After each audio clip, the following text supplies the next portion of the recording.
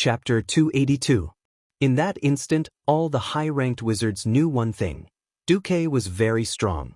Some of them wanted to stop for a moment, but a low voice said something that seemed to have magical power, causing all the mages who wanted to retreat to straighten their backs.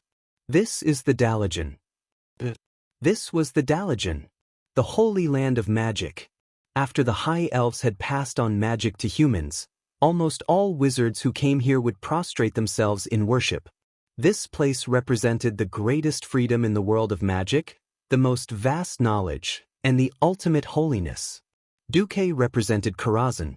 If Duque did not have a strong backing, if he did not have the title of Duke of Stormwind and the deputy commander of the Alliance, and if Karazhan had not disappeared from the Eastern Kingdom, perhaps some evil and greedy wizards would have challenged Duque for the right of ownership of Karazhan. Most importantly, Duque had made a fool of that fellow. That Morning Star wizard did not have much spiritual force, but he was wearing the violet robes of the Dalajan Higher Magic Academy. This reason was enough. Moreover, did Duque not cover the heads of the wizards with his spiritual force? This could be considered a provocation. The second challenger appeared immediately. Unlike the fellow in the third row, this time it was a Morning Star wizard in the second row. According to estimates, this was already a level 3 Morning Star wizard. Without any hesitation, this fellow condensed his spiritual force into an incomparably sharp spike, piercing towards Duque's spiritual force beast with an unknown shape and huge wings like the wind.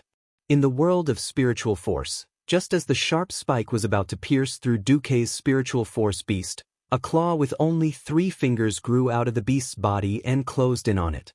Kacha. There was no sound in the world of spiritual force.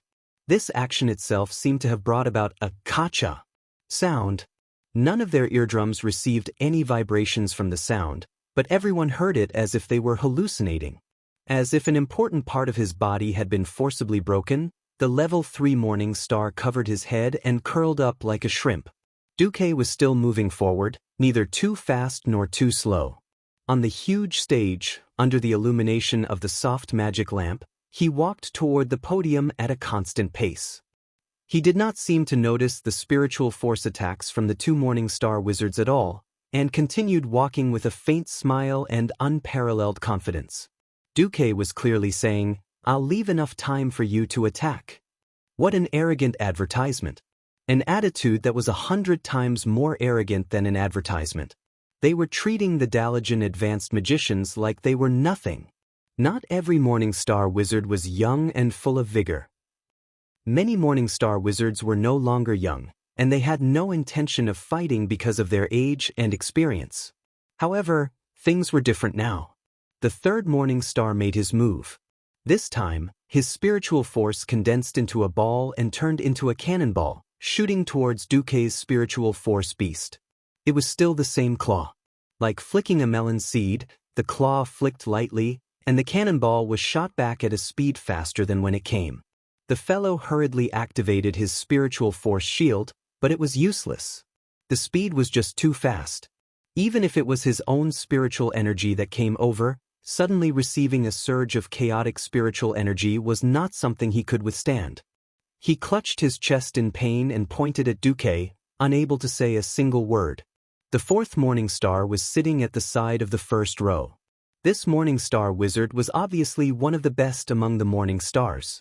Whether he was a level 7 or 8, Duque did not know.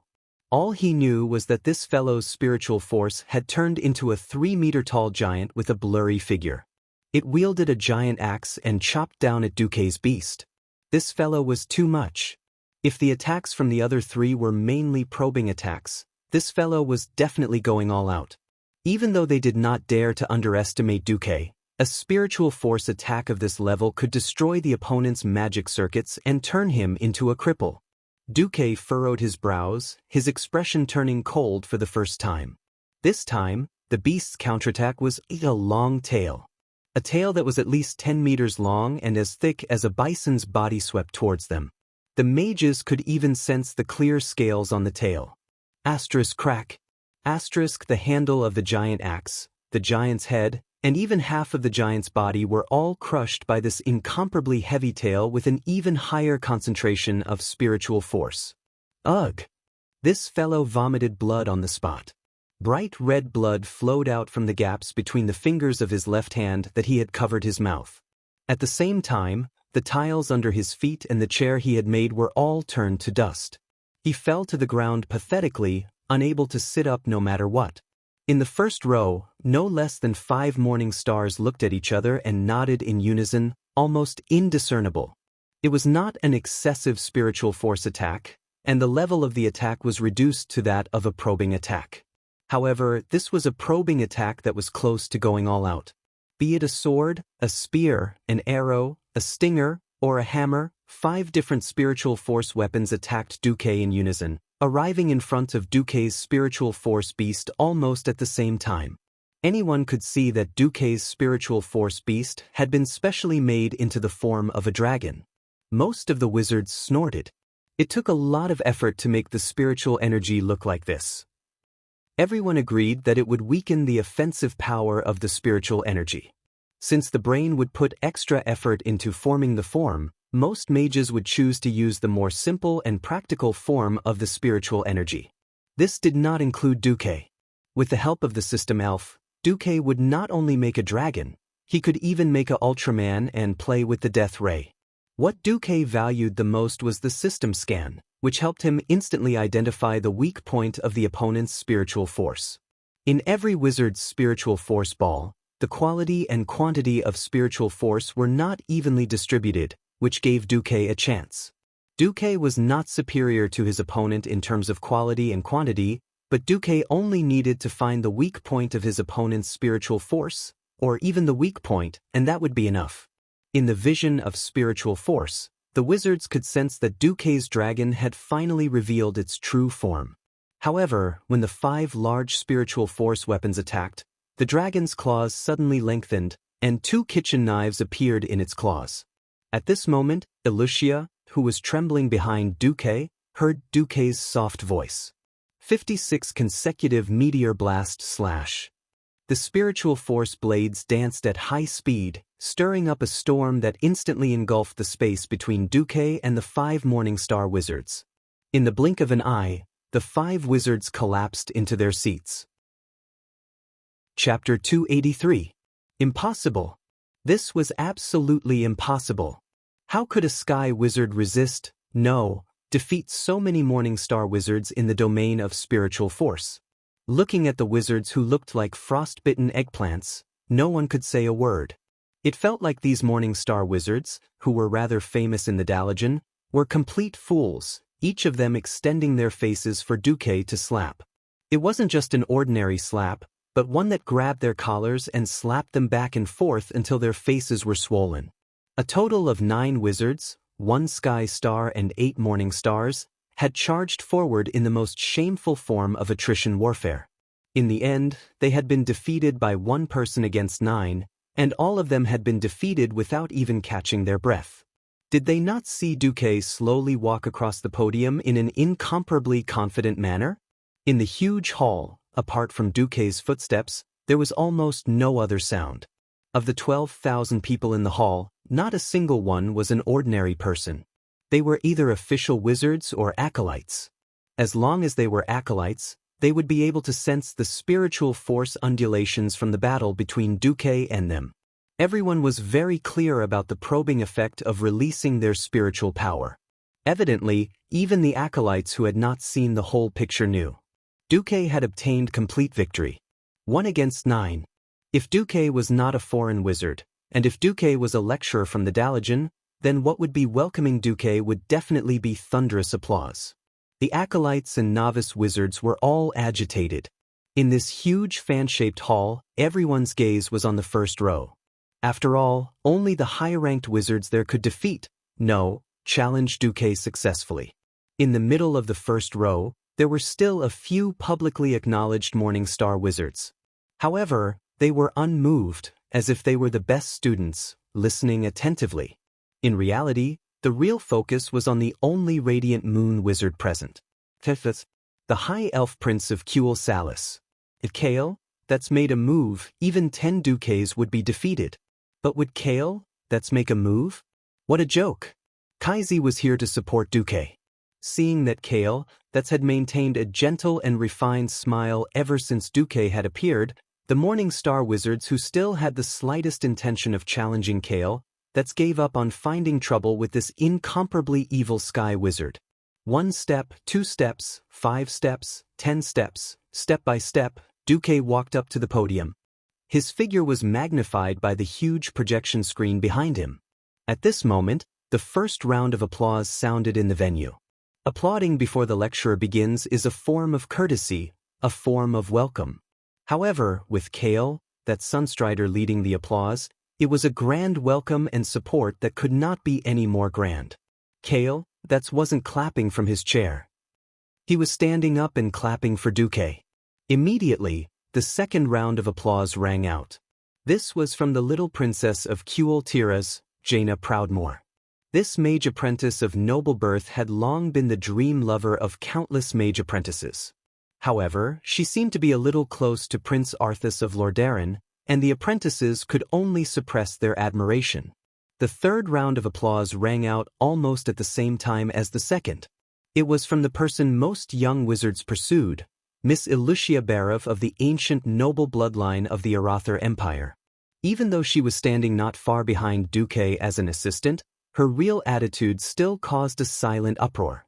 It was only then that the people in the auditorium truly realized that the person standing on the podium was not only a true mage, but also a noble existence who was deeply trusted and respected by the upper echelons of various countries. There was no more hesitation. Immediately, thunderous applause rang out in the auditorium. It was so loud that it was enough to make people outside think that some kind of terrifying experiment had exploded. Duque's hands pressed down, and after a while, the applause gradually stopped. Clearing his throat, Duque's slightly magnetic voice spread to every corner of the auditorium. I'm very happy that so many people have come to listen to Duke Marcus's lecture today. In the following time, I will explain the importance of multicasting and the basic training methods. I hope that my lecture will be of help to everyone on the path of magic. Magic is a mysterious field. I think that the first thing that every lucky person who is qualified to step into this field should do is not to be bound by common sense. What the? This can't be done, oh, that's impossible. These are the most unacceptable thoughts. So we have to free our imagination. Here, I will first demonstrate the benefits of multicasting. After saying that, Duque turned his head to Ilucia. Miss Barov, later when you have a magical shield, please attack each other with the lowest level of level 1 fireball. And please do not use any metamagic abilities, and try to maintain the power of the fireball between 14 to 22 MP, Ilucia nodded. Magic points were the standard to measure the damage caused by a spell. 14 MP meant that if it hit, it would cause 14 points of basic damage to a creature with no magic resistance. In the next moment, when Ilucia indicated that she was ready, the two of them bombarded each other under the supervision of the magic scale. 1. 5 seconds of casting time, the same amount of mana consumption, 16 points and 22 points of damage. This is what you all know as using a bigger fireball to deal with the opponent, right? As soon as Duque's voice fell, the audience burst into laughter that they were trying to hold back. However, when using a level 10 fireball, the casting time becomes 5 seconds. Normally, the person with the bigger fireball wins, right? That's right. An apprentice shouted. All right, now I will split the mana required for a level 10 fireball, and then continuously bombard Miss Barov. Everyone, see the results. Ilucia was still chanting, attacking Duque with a level 10 fireball every 5 seconds. Duque, on the other hand, used 2 magician's hands, a total of 3 level 5 fireballs, with a speed of 5 seconds between each fireball, bombarding Ilucia in succession. Everyone was immediately surprised to see that Ilucia, whose magical shield was continuously bombarded, was quickly showing signs of defeat under the situation of the total amount of mana consumption. Although the continuous attacks were not considered powerful, it was obvious that the magic attacks impacted her shield, which affected her concentration, causing the chanting time to be extended. At the beginning, Xianxia could barely maintain the completion time of 2 or 3 fireballs within 4 seconds, but towards the end, the fireball, which was as common as eating and drinking to most official mages, actually took a full 6 seconds to shoot out 1 fireball. Everyone could see that both damage and accuracy were greatly reduced. Chapter 284. Just as Duque's 12th fireball hit Xianxia's magic shield in a 3-on-1 situation, the shield, which should have lasted longer, suddenly exploded. Looking at the fireball that was heading straight for her, Xianxia let out a cry of surprise. Everyone thought that Duque's fireball was about to destroy the flower, and there were even some apprentices who could not bear to see the beautiful Miss Berev disfigured. At this moment, Duque snapped his fingers, and all the fireballs that flew out actually made an elegant circle in the air, circling 180 degrees, and returned to Duque's side, floating in the air. Duque raised his hand, and all the fireballs disappeared. Duque's voice sounded again, "I did not use other metamagic abilities to bully Miss Berev just now." This technique is actually similar to when people are facing the siege of 3 mages or magic apprentices who are of a lower level than themselves, and are often flustered by the enemy's continuous attacks. It's just that after mastering multicasting, you become the one fighting with the many. In order to leave a deeper impression, please take a look at the following footage.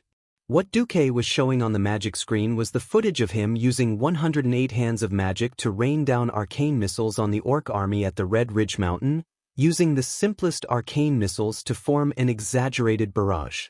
The lowest level of magic caused the most gorgeous massacre. This kind of epic-making real war documentary gave the strongest psychological impact. Just 2 minutes of footage, more than 11,000 apprentices were mesmerized. Not every apprentice with magic aptitude had the opportunity to become an official mage.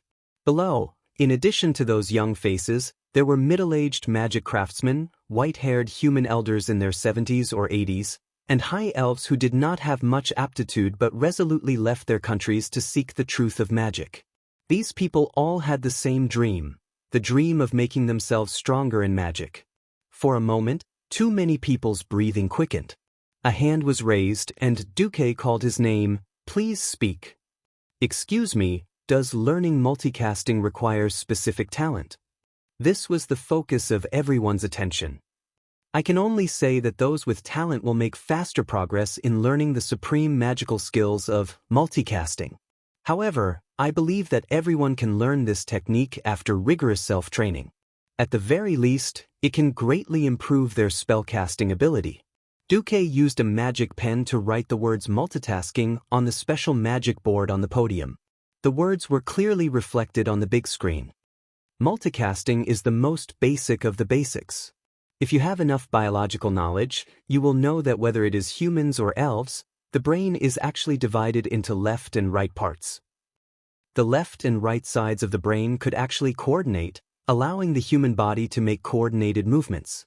In fact, the left and right sides of the brain can direct our left and right hands to make different movements and give different responses. With that, Duque showed it to everyone with the help of the system elf. At the same time, he drew a circle with his left hand and a square with his right. Looking at an extremely standard circle and a square at the same time, everyone thought it was easy at first, but later they were shocked to find that it was not as easy as they thought. Either the left and right hands drew both circles at the same time, or they drew both squares at the same time. The best was to draw 2 awkward patterns that were neither round nor square at the same time. There was never a lack of geniuses in this world, and soon someone succeeded. For example, Jaina, she easily drew a circle and a square at the same time in the air with the arcane energy flowing out of her fingers. Apart from her, more than 10 people succeeded one after another. Not only were there official mages, but there were also magic apprentices. At this moment, Duque stopped. "I'm glad that many students succeeded. Because time is limited, please practice in this direction on your own.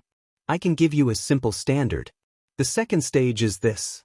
Shamelessly, Duque gave his right hand to himself and his left to the system elf. Then, both hands started at the same time. The left hand drew a more complicated polygonal pattern, while the right hand drew an arc of different radius. The third stage. At this time, his left hand drew a Dalian-style architectural pattern, while his right hand sketched directly at Elugia. Elugia's face turned red. In the end, when you can do what I did, it will be perfect. Duque used both his left and right hands to silently write the incantation. It was the incantation for the simplest, fireball, and frost arrow. These two completely different sentences made the audience gasp in amazement. Not only the apprentices, but even the official mages had to admire Duque's nature-defying abilities. Prince Kale, who also mastered multicasting, also revealed a thoughtful expression. To be honest, Kale, could also blast out a few fire spells at the same time, but it would undoubtedly weaken the power of his magic, and it would be difficult to coordinate. Duque's training method undoubtedly gave Kale, a lot of inspiration. It was no exaggeration to say that Kale's ability to practice this was due to his talent. Now, what Duque proposed was a more systematic training method with clear goals. Another apprentice raised his hand. Lecturer Marcus, may I ask how to satisfy the need to recite the incantation? I only have one voice. The more naive question was also the key to multicasting. Those arrogant big shots split into several voices in their own spiritual sea and fulfilled this request. Duque had a more convenient method. Of course, the essence of spellcasting is to use the incantation to mobilize the magic power in the body and connect it to the elemental world or the outside world. Brilliant mages can do all this in their own spiritual world. But I have a simpler method, and that is to use echoes. Duque snapped his fingers, and several walls made of arcane energy appeared in the void beside him. Duque said something casually, and the echoes echoed throughout the venue. Echoes? He actually thought of creating echoes to complete the necessary steps of multicasting? Obviously, this was another epic-making genius idea. For a moment, the audience was in awe, and once again there was a thunderous applause. This time, the applause lasted for nearly a minute. Duque's hands pressed down, and it took a long time for the applause to gradually stop. Someone asked again, "So, how to create echoes when casting?"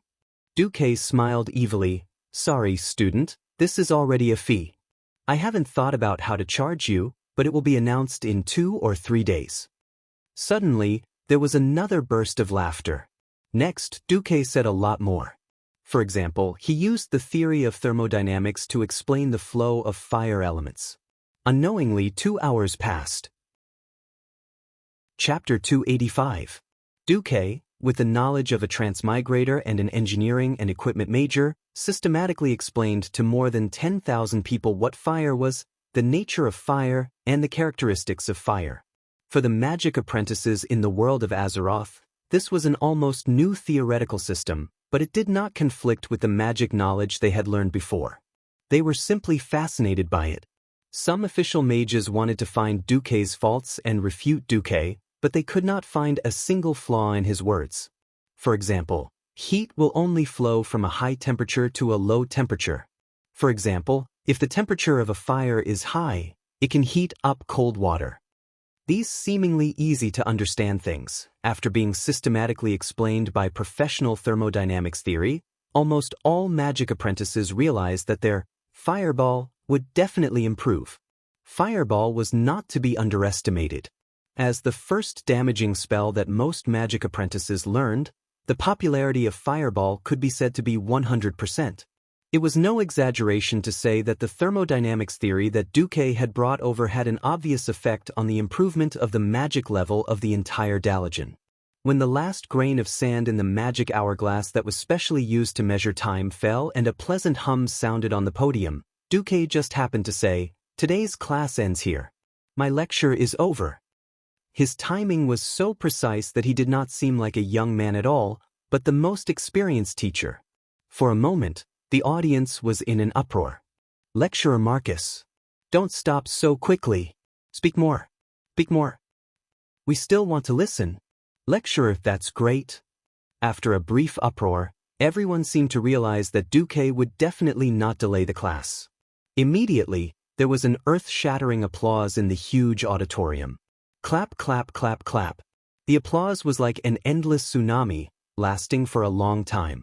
Apart from the unlucky few who left early in the morning due to injuries, every magic apprentice, every official mage who came to listen to the lecture, and of course, Kale, that's all stood up and gave Duque the most sincere applause. After the applause stopped, Kale, that's had already come to the podium with a bright smile on his face. Wonderful, Duque, your lecture has completely exceeded the limits of my imagination. I thought you were best at actual combat, but I didn't expect your theoretical knowledge to be just as rich. I can't even tell if you're a practical or an academic. Although Kale, that's really wanted to ask if these theories came from Mediva's Karazhan library, asking now would undoubtedly help Duque start a fight. Kale, that's was simply happy for Duque. On the other side, Jaina had already become a fan. She chased after Duque and asked him all sorts of questions in admiration. Brother Marcus, do you accept disciples? Why don't I become your disciple? Right now, Jaina was still a rather innocent girl. Her watery blue eyes made it easy for people to feel sorry for her, so she agreed immediately. Don't you worship Antonidas? Duque blurted out. Hey, how did you know? Only then did Duque realize that he had spilled the beans, but it was easy to make up for it. Who in the Dalajan doesn't worship Master Antonidas? That's true. But Master is very busy. Recently, he said he was injured, but everyone knows that he's actually in the laboratory every day. A flock of non-existent crows flew over Duque's head. Antonidas, can you be more professional at pretending to be sick? Even a 12-year-old girl knows that you're pretending. Of course, Duque had no interest in provoking Jaina. Leaving aside her vacillating personality between war and peace, Duque had no confidence in teaching Jaina. He knew his own business. Duque was not a pure academic. Duque himself was half-baked in the real magic theories of this world. Even if Duque was unhappy with Jaina, who had cursed his father to death in the history, Jaina was still one of the more capable heroes in the history of the Alliance. She would be a core existence in too many major events in the future. Messing with Jaina's growth would make the future even more uncontrollable. Duque grandly refused. My apologies, Princess Proudmoore. I'm actually very busy. This time, I'm here mainly to visit Master Antonidas and help Stormwind recruit some mages to rebuild the Stormwind Royal Mages. At this time, there were many people in front of the stage. When everyone heard this, they immediately understood. Duque did not hide his purpose. The world of mages was about equivalent exchange. Cheating was a bad idea. Duque smiled and turned to Lucia. My assistant, I'll leave the answer to my questions about accepting disciples to you. Become my disciple or assistant, and you will receive my guidance and the right to read the bottom 3 levels of the Karazhan Grand Library for free. The price is to join the Stormwind Royal Mages as my disciple and fight for the Alliance and Stormwind for 3 years. Just like joining the Dalajan Mages could get all kinds of benefits, Duque's recruitment was also very open. It was both a risk and an opportunity. When she heard that she had the obligation to fight, Jaina knew that she had no chance. Her father would not allow the underage Jaina to get involved in the war. In fact, Lin had already informed her that if the Dalajan was in danger, there would be a specialized group of mages that would teleport her back to Tiras in the shortest time possible. Jaina sighed. Looks like I can only wait until this war is over before I have the chance to visit Marcus. Duque smiled and did not say anything. After the lecture, Duque was immediately captured by Antonidas. When he came to Antonidas' laboratory again, the white-haired old man did not treat Duque so well. Oh, Duque, this is not very kind of you. You will weaken the Dalajan's war potential. Duque shrugged his shoulders. Of course, he knew that even though the Dalajan had always pursued a liberal policy, where the nobles of other countries could hire any apprentice or official mages who had not signed a slave contract, that was during times of peace. Now was the time between the war between the Alliance and the Horde. Of course, the Dalajan had its own considerations. Duque's blatant recruitment would not cause any problems on the surface, but he was afraid that the Kirin Tor Parliament would make things difficult for the Alliance. Duque bowed deeply. For the future and war potential of the Dalajan, I am willing to make 1,000 copies of Karazhan's magic books and give them to the great Dalajan library. Antonida's long white eyebrows twitched. 5,000 copies, 100 mages, 300 apprentices. 2,000 copies, 500 mages, 1,000 apprentices. Why don't you just rob them? The Kirin Tor Parliament's president was furious. Wrong, it's easy to rob them. Duque obviously knew the importance of those magic books. He was not worried that Antonidas would not take the bait. Knowledge was power. That's too many. At most, 200 mages and 500 apprentices. Thus, the two of them, who could shake the alliance with just a stomp of their feet, began to bicker like antis in the market in this laboratory where there were no outsiders. The final price was 3,000 copies of magic books in exchange for 200 official mages and 500 apprentices. Chapter 286. In the Hillsbrad Hills, there was a stone castle standing on a hill. This was the temporary palace of the Stormwind royal family. Almost every day, new decorations were brought into the castle, be it rockery or beautiful marble statues, or replacing the previously terrible floor tiles. King Lang repeatedly said that the kingdom did not have the financial surplus to pay the stonemasons' wages. The stonemasons expressed their gratitude towards Duque for saving their lives. Since they had nothing to do in the winter after building the blockhouses, they could find some stones to practice with. However, the stonemasons also expressed that when rebuilding Stormwind City in the future, they still needed to pay the required wages, but only at the cost price. Lang expressed his agreement. Looking at the so-called refugee camp that was becoming more and more prosperous, Lang was quite speechless. It was already quite inappropriate to call this a refugee camp. It was completely the prototype of a new city. The 3-meter-high stone wall could accommodate 3 people walking side by side, protecting nearly 500,000 residents. The newly cultivated fields in the distance were all protected by huge wooden fences. Every 300 meters or so, there was a wooden 10-meter-high arrow tower that could monitor all directions of the fields without any blind spots.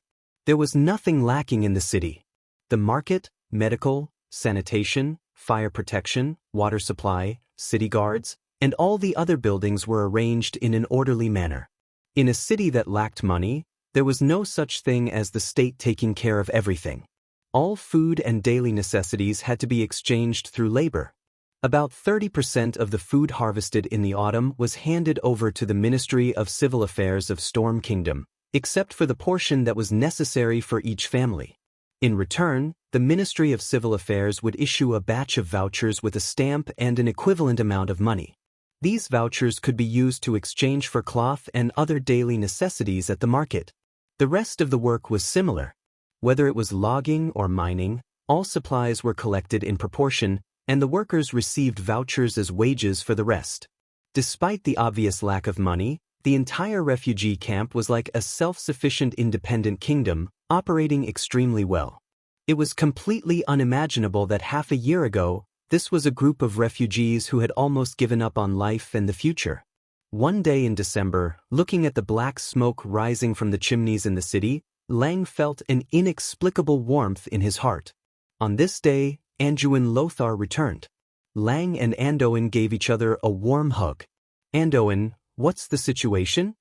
Sai, in winter, I, the commander of the Alliance, am a beggar, holding a broken jar and going around begging. I only got a bunch of promises that I don't know if they'll be fulfilled. There's nothing substantial at all. It was precisely because there was no one else that Anduin could complain so presumptuously. A promise is better than no promise at all. Lang asked a servant to bring him a cup of hot wine. When Anduin first came in, he did not see it clearly. Seeing that the room was already very presentable, Anduin clenched his fists. Damn it, am I seeing things? Why do I feel like I've returned to Storm Fortress? It does look like it, doesn't it? Lang shrugged. I didn't force the stonemasons to make these things. Anyway, it's Duque's favor. Anduin combed his hair with his fingers. Sai, compared to him, I feel that my diplomatic skills are terrible. Yes, what good news does that kid have? Is a new team of mages from the Storm King family considered good news? 200 official mages and 500 mage apprentices. although they've only signed a 3-year contract. Lothar's eyeballs were about to pop out of their sockets. Is old man Antonidas willing to let them go? Duque said that he used a copy of Karazhan's magic book to exchange for them. I don't know anything about magic. Anyway, what he said was true. Since Stormwind had put in so much effort to help collect it, it's definitely worth it to exchange a dungeon for these people. Of course, I agree. Agree. Oh my god, that kid is too impressive. Lothar patted Lang's shoulder hard. Ryan had a faint bitter smile on his face. But you're still not happy? If this goes on, there's hope for us to recover Stormwind, Lothar said as he gulped down a few mouthfuls of wine. Andoin, actually, I've been thinking. If we can recover Stormwind, why don't we give Duque the title of king? This topic was a little too heavy, and Lothar could not react for a while. Think about it. We all know that Duque is actually not from Stormwind. But how much has he done for us? Without him, perhaps there would only be 10,000 to 20,000 refugees left in Stormwind. I would have died in Stormwind City long ago, either at the hands of Garona or with Stormwind City. I know that you'll take good care of William for me. Maybe you'll also become the commander of the Alliance. But how much authority do you have? You don't even have an army under your direct command. Even if you lead the Alliance to defeat the Horde in the future, how many people will help you and William restore the country? But look outside, Andoin. Outside the window were 500,000 well-fed citizens of the Storm Kingdom, who could safely survive the winter, and 100,000 elite soldiers who were full of morale and were willing to die for the kingdom. Before the arrival of winter, perhaps more citizens who had gone to other countries will rush back. This is all possible with Duque's help. Duque's ability is not inferior to any founding ruler in human history. At this point, Lang fell silent. That was the truth. The stability of the South Shore refugee camp had attracted the citizens who had previously left. The soldiers that had been lost in the Battle of South Shore had also been quickly replenished. If it weren't for the difficulty of raising soldiers, it would not be impossible to gather all the young and strong people to form an army of 200,000. Of course, all the young and strong people in the refugee camp had begun to receive military training. There were still plenty of reserve soldiers. Thoradin the Great is great, but as the capital of the Arathar Empire, the torrential fort declined after a short period of time. The other city-states have become independent kingdoms, such as Rotterdam and the Dalagen. There are still many enemies for humans. If this is an unstoppable trend, why not just let them go? Have you asked Duque? Andoin suddenly asked. But you can imagine that Duque also has subordinates, and Duque also has people who support him. When that time comes, it won't be a matter of whether Duque wants to or not. Lang sighed again. I, who once destroyed a country, have thought through everything now. Anyway, I will go with the flow. After the restoration of the country, Duque can be conferred the title of king if he wants. If he doesn't want to be conferred the title of king, I will give him the treatment of a prince, and I will set up a national policy that will be passed on to William and his future descendants. It will be enough if Stormwind can preserve most of the elven forest. All right, I also agree to it. It depends. Lothar finally nodded. Chapter 287. The harsh winter left most people with nothing to do. Of course, Duque would not waste this time. In the Hillsbrad Hills, in a huge wooden hall, there were many veterans who had experienced the war with the orcs. They might not be able to fight on the battlefield due to various injuries, but they used their own words and deeds to teach the new soldiers how to face the orcs. Not only that, the Nagas under Duque were once again put to use, continuing to train the soldiers with similar battles. In Karazhan, Duque finally had the time to come back, and then Khadgar ran away in tears. Master, I miss you so much. I'm bored to death. Duque used all his strength to resist, using his hand to stop Khadgar's crying soul. Damn it, oh no, you're a ghost. You're not the only one here. Where's Michael? The Einherjars are all here. I have nothing to talk to those muscular men. I really don't understand why they still run every day when they're already Einherjars. Duque was speechless. It's probably because they have nothing to do if they don't fight demons, right? Duke suddenly understood why the upper nobles of the High Elves were so decadent. With unlimited life force, a boring life was the easiest to corrode the soul. Okay, get ready. I have a large group of apprentices coming, living people. Duque told Khadgar about how he had kidnapped a group of mages in the Dalajan. Yes, master, I will ask Michael and the others to clean up the room. Actually, I don't plan to let them stay in Karazhan for too long. After all, Karazhan is in a crack in space and time. I don't know if living here for a long time will have any negative effects on their bodies. I plan to let them come to the library 3 times a week to borrow and return magic books. You just need to be a good librarian. Open up the library for books below the Earth Mage level to them. Khadgar's soul put its hands on its hips. But at least I won't be so lonely. Those who came to follow Duque were naturally not high-level mages. The official mages were all Earth mages from relatively poor backgrounds. They could neither become a famous teacher like Krasis, nor could they afford the exorbitant tuition fees. One had to know that everything in the Dalajan was equivalent exchange. Even if one were to sell oneself to the Dalajan mages, the money obtained would only be enough to read a limited number of magic books. How could it compare to the unlimited reading in Karazhan? Besides, he could attend Duque's lectures 3 times a week in Hilsbrad's classroom. In fact, Duque wasn't fooling them. Duque's simplified fire elemental magic formulas that the system elves had deduced could allow their strength to improve greatly. The simplest example was that after training, every official mage would be pleasantly surprised to find that they had begun to master the 2 metamagic abilities, Enhanced Fireball and Flame Throw. The former could shorten the chanting time of their fireball spell, while the latter could increase the range of their fireball spell. For ordinary mages with mediocre aptitudes, this alone was enough for them to work for 3 years. After the hearts of the mages were settled, Duque finally began to build his ice circuit. Crown of Ice, the core magic circuit of Archmage Antonidas. In this era, apart from Medivh, who had just died, who was a true demigod mage who specialized in all 3 elements, the other 2 mages had typical preferences. The Sun King, Anastrian Sunstrider, was fire. Antonidas was ice. However, whether or not the magic circuits of these 2 supreme magicians could be fused was a very serious problem, because the circuits of both were quite domineering. The arcane fire circuit was not an ordinary circuit. In fact, after using it for a long time, Duque suddenly realized that the arcane fire circuit should be called the arcane flame circuit. What was arcane? Arcane was the phoenix that had been hidden by Kale, that's the real name of the arcane fire circuit passed down in the Sunstrider family should be Phoenix Flames. Why did the Sun King know that Aurelia had lost the cultivation method of the Phoenix Flames magic circuit, but only punish Aurelia for 3 months? Why did Antonidas give away the model of the top-tier Crown of Ice magic circuit just like that? Was Janus Bearov really that important? Duque had carefully considered this question before.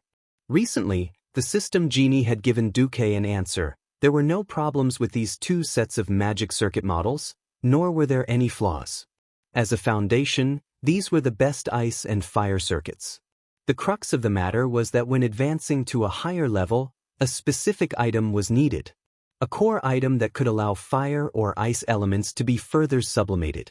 Simply put, it was a flame origin comparable to Kale, that's Phoenix, Arcane, or an ice origin of the same level. Otherwise, advancing to Morning Star was the limit of this circuit. Perhaps Duque could beat some Radiant Moon mages with the help of the system, but he would never be able to attack a true Breaking Dawn. Duque suddenly smiled bitterly. The old guys are really smart. Antonidas did not give Duque an arcane magic circuit, but it did not matter. The original Phoenix Flames also had an arcane circuit model. As a fire magic with explosive damage output, it required more arcane magic support, so the arcane model of Phoenix Flames was still very strong. The system estimated that unless he wanted to advance to a Radiant Moon Mage, this arcane model was definitely enough for Morning Star. If a Phoenix's fire elemental source was installed in the Phoenix Flames circuit, then the fire circuit would squeeze Duque's arcane circuit like a juicer. When that time came, A new source of arcane magic would also be necessary. Alright, let's take it one step at a time. In the highest level of Karazhan, Duque set up a series of protective spell formations. These were things he had learned from the books in Karazhan. It was not enough to defend against true experts, but morning stars were not a problem. With Karazhan's own defenses, it was still very safe. System notification detected that the host has a large amount of professional knowledge related to refrigeration. Relevant knowledge is being imported. Thermodynamic fundamentals, hydrodynamic pumps and fans, refrigeration principles and equipment, air conditioning principles and equipment, refrigeration process design, refrigeration and air conditioning automation, refrigeration and air conditioning engineering. Knowledge import complete. Optimizing the magic circuit model of Crown of Ice. Optimization complete. Beginning modification of the host's original magic model. The next moment, Duque felt as if he had fallen from a warm world into an icy hell. Chapter 288. The three-element pharaoh was a freak. However, in Duque's memories, only Medivh and Khadgar were three-element pharaoh. The rest were mostly fire or ice. Even though the system elf had fully calculated the possible consequences of practicing the Crown of Ice, and considered the possibility of fire and water being incompatible, Duque had still severely underestimated this. Logically speaking, that Phoenix Flames, which had the home advantage, should have the absolute upper hand. Thus, before reorganizing his arcane spell circuit and adding the Crown of Frost, Duque deliberately weakened the arcane spell circuit's supply of arcane energy to the flame spell circuit. What Duque did not expect was that the optimized Crown of Ice would actually turn the tables on him and take the initiative to snatch all the energy ports of the arcane circuit. What the F***ck? Duque cursed. A system elf? Why is the Crown of Ice suppressing the Phoenix Flames? Aren't the two circuit models of the same level? Oh, dear host, let me calculate for a moment. Beep, calculation completed. It seems to be because the Phoenix Flames is the basic version for beginners, while the Crown of Ice is the advanced version for advancing wizards. The latter is more complete. In order for the host to advance to a Morning Star wizard, the Crown of Ice has begun to absorb all the energy in the surroundings for advancement. Duque suddenly realized that not only had the icy circuit cut off the energy source of the Phoenix Flames, this overbearing magic model had actually begun to erode the fire circuit, attempting to transform it into ice. Wait, if this goes on, what will happen to my magic circuit? Beep, the latest deduction. If the host is unable to control the spread of the icy circuit, after advancing to the Morning Star realm, the icy circuit will dominate all circuits except the most basic arcane circuit, and will prevent other types of circuits from being produced in the host's body. At this moment, Duque's heart skipped a beat, as if it had been petrified by magic. Then a gust of wind blew, turned to ash, turned to ash. Damn it. Without another word, Duque flipped the table in his mind. What happened to the three-element pharaoh? How could ice magic alone be enough? There was no good ending for those who were partial to certain subjects. Thinking back to history, weren't all the ice mages who specialized in the ice element beaten up in the end? Antonidas was pushed by Arthes. Kel, Thuzad, who had become a frost lich, was pushed down by 40 players. Jaina's defense of Mount Hyjal could not withstand Archimonde's frenzied attacks. But I don't want a simple frost circuit. Then I can only ask the host to enter his spiritual world and obtain complete control of the Crown of Ice. However, this is very dangerous. If the host fails, your soul may forever be trapped in the depths of your own spiritual sea. You will become an existence equivalent to a vegetable. Whatever. Fortune is found in danger. This young master will risk it all. The next second, Duque's entire consciousness was sucked into a magical illusory world. Duque looked up at this lonely peak and was speechless for a long time. He thought that Mount Hyjal in the world of Azeroth was majestic, and Mount Everest, where people fell to their deaths every year before he transmigrated, was steep. However, in front of this lonely peak that stood tall in Duque's spiritual world, they all had to prostrate themselves. Duque did not know if he should call this lonely peak a mountain, because this was completely beyond the scope of natural scenery. This snow-white lonely peak in his spiritual world was completely the pillar of the world, supporting the entire world. Duque was on a platform at the foot of the mountain. Behind him was a bottomless abyss with rolling clouds and mist. In front of him was this peerless peak that struck one's heart and shocked Duque. The only thing that allowed Duque to see his target was the cold white light that kept flashing above the clouds. An inexplicable voice was attracting Duque, telling Duque that it was the most precious pearl on the crown of ice. He had lost contact with the system elf. Obviously, the strongest king system could do nothing about this internal magic world that went deep into the depths of Duque's spiritual world. Duque took a deep breath, and all that seeped into his lungs was cold water vapor.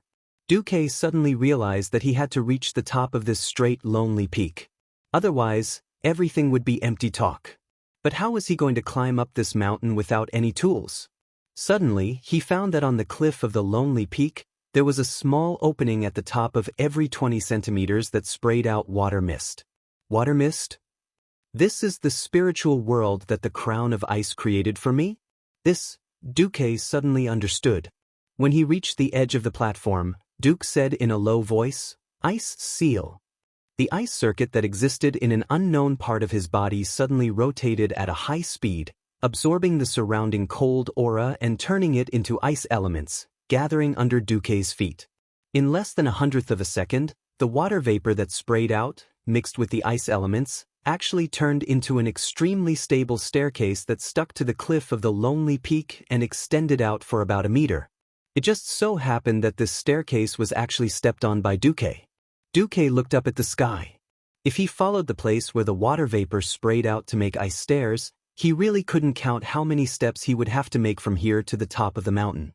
However, Duque could clearly feel that in his body, or rather, in the body that he had imagined in the spiritual world, the reconstructed ice circuit was cheering and jumping. It was constantly encouraging Duque to use it to make more stairs, or to use it anywhere that the ice circuit could be used. How long had passed? He didn't know. Duque's consciousness was numb and blurry. There was no hunger in his stomach. Instead, in the process of continuously using the ice circuit, Duque only felt that the aura of ice had penetrated his limbs and bones, becoming his body and his life. He lowered his head and looked down. As Duque continued to build and climb the mountain, he had already made an extremely long spiral staircase. Every step was crystal clear, as if it was carved from the purest white marble. On both sides of the long staircase, there were 2 exquisite ice handrails. Between each long staircase, there was an icicle that was as thick as a thigh connecting the north, south, east, and west directions. It seemed to be a support, but it also seemed to be a marker for Duque to calculate the number of laps for himself. In Duque's field of vision, the lonely peak became thinner and thinner as it went down. Finally, it turned into a straight black line that pierced deep into this world filled with water vapor. What was the end of this place? Duque suddenly realized that if this continued, he would be completely lost in this world. His consciousness, which had become muddled because of the ice, suddenly began to operate again. No, I'm here to conquer the crown of ice. No matter how beautiful the crown is, it's just a decoration on my head. The crown is only noble because of the identity of the king. It's not that I have to beg for the recognition of the crown. I am you, the master of the crown of ice. I order you to either destroy me, or come out and fight me. Chapter 289. It seemed to be responding to Duque's shouts, but it also seemed to be acknowledging that Duque had truly laid the foundation of the ice circuit while continuously creating the stairs of ice. This cold world finally began to change. The white clouds that were rolling and surging under his feet seemed to have suddenly become violent. The movement that was like a gentle breeze and drizzle earlier became a turbulent wave. In the blink of an eye, the surface of the clouds bulged and formed a huge hill of water vapor. With a loud splash, the cloud layer that was supposed to be in a gaseous state suddenly turned into a liquid state in the blink of an eye. The clouds below turned into a sea that stretched to the horizon. Seeing that the sky had turned into the horizon, Duque was tongue-tied. Indeed, it was too stupid to focus on science or reason in the spiritual world. This huge lake that seemed to have as much water as the Lordaeron Mill Lake next to the Lordaeron capital seemed to have gathered together in just 3 seconds.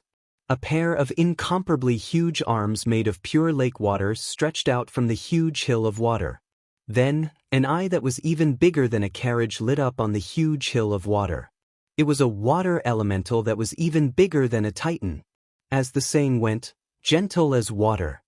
Sorry, this thing's temper did not seem to have the so-called gentleness of water at all. Instead, it was even more irritable than the fire dragon. It did not even shout, "Go to hell." With a wave of its arm, it smashed its arm toward Duque like a flying axe. Due to the problem of vision, as long as the distance was far enough, even the largest thing would still be small. Visually, the water elemental giant was only the size of a palm.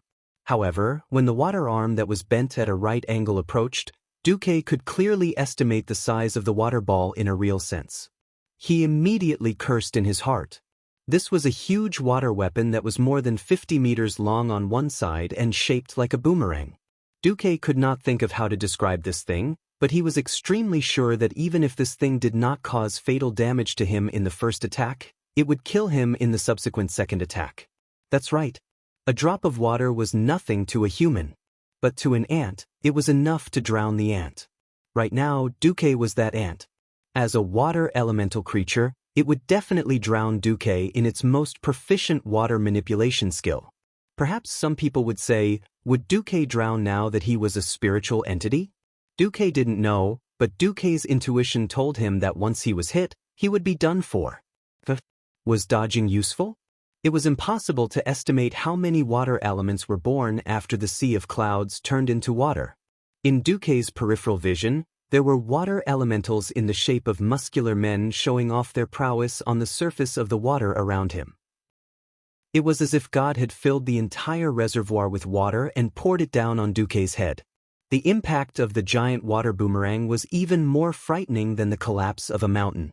At this moment, Duque flipped out. Do you think I'm a sick cat if I don't show my might? Duque didn't even know how many times the frost circuit in his body had spun. He only knew that it spun faster and faster. In the end, it became a shadow that the naked eye couldn't keep up with.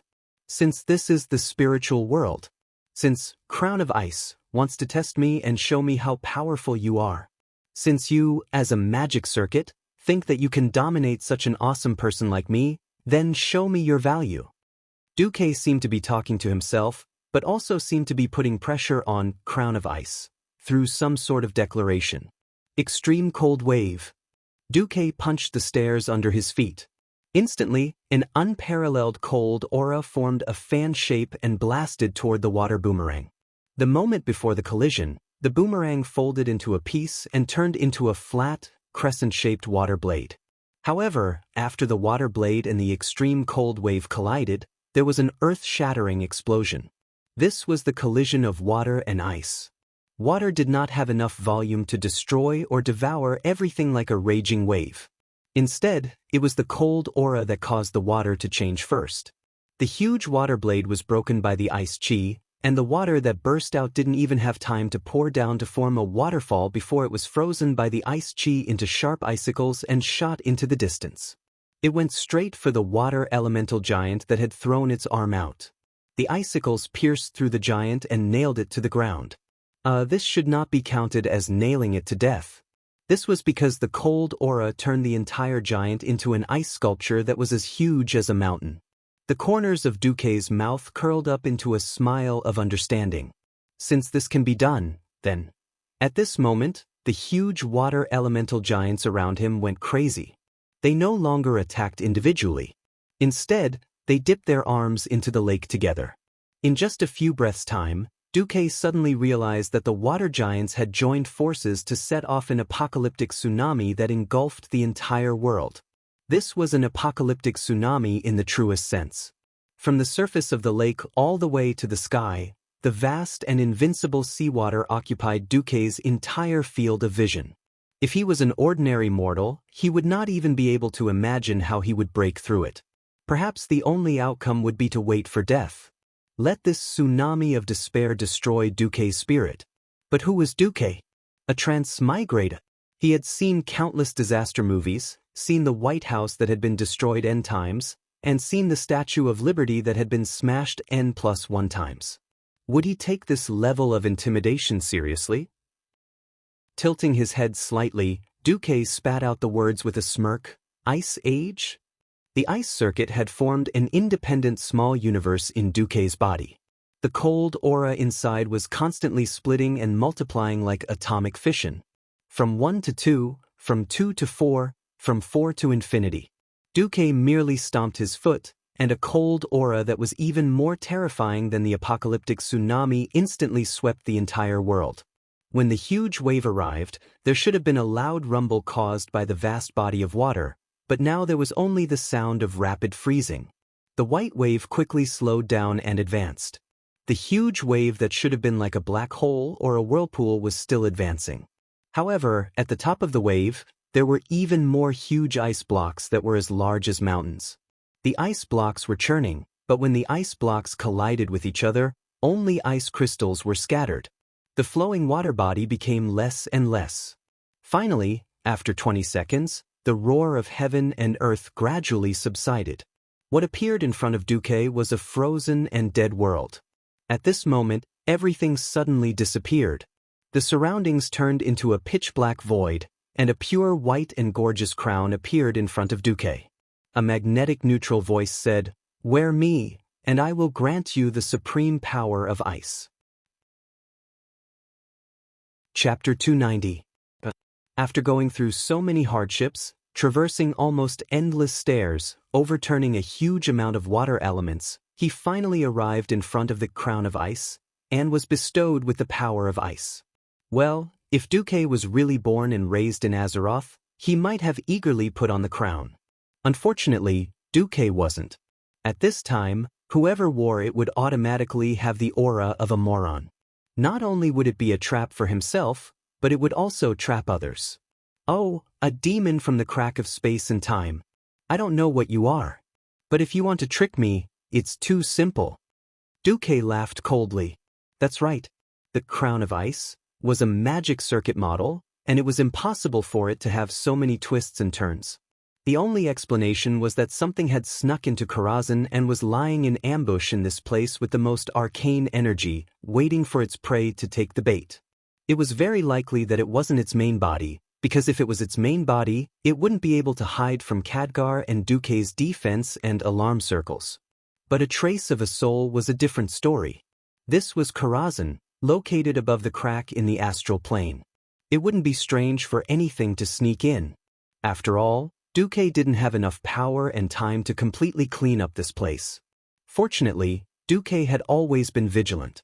In the next instant, the crown of ice suddenly had a master. A lich whose lower body was floating in the air like a few flower petals, and her upper body was covered in chains that kept spinning back and forth. She wore a purple, black and red magic robe, and her skull was in the shape of a skull. She used her claws to wear the crown of ice. For some reason, this evil existence that appeared in Duque's spiritual world was a little familiar.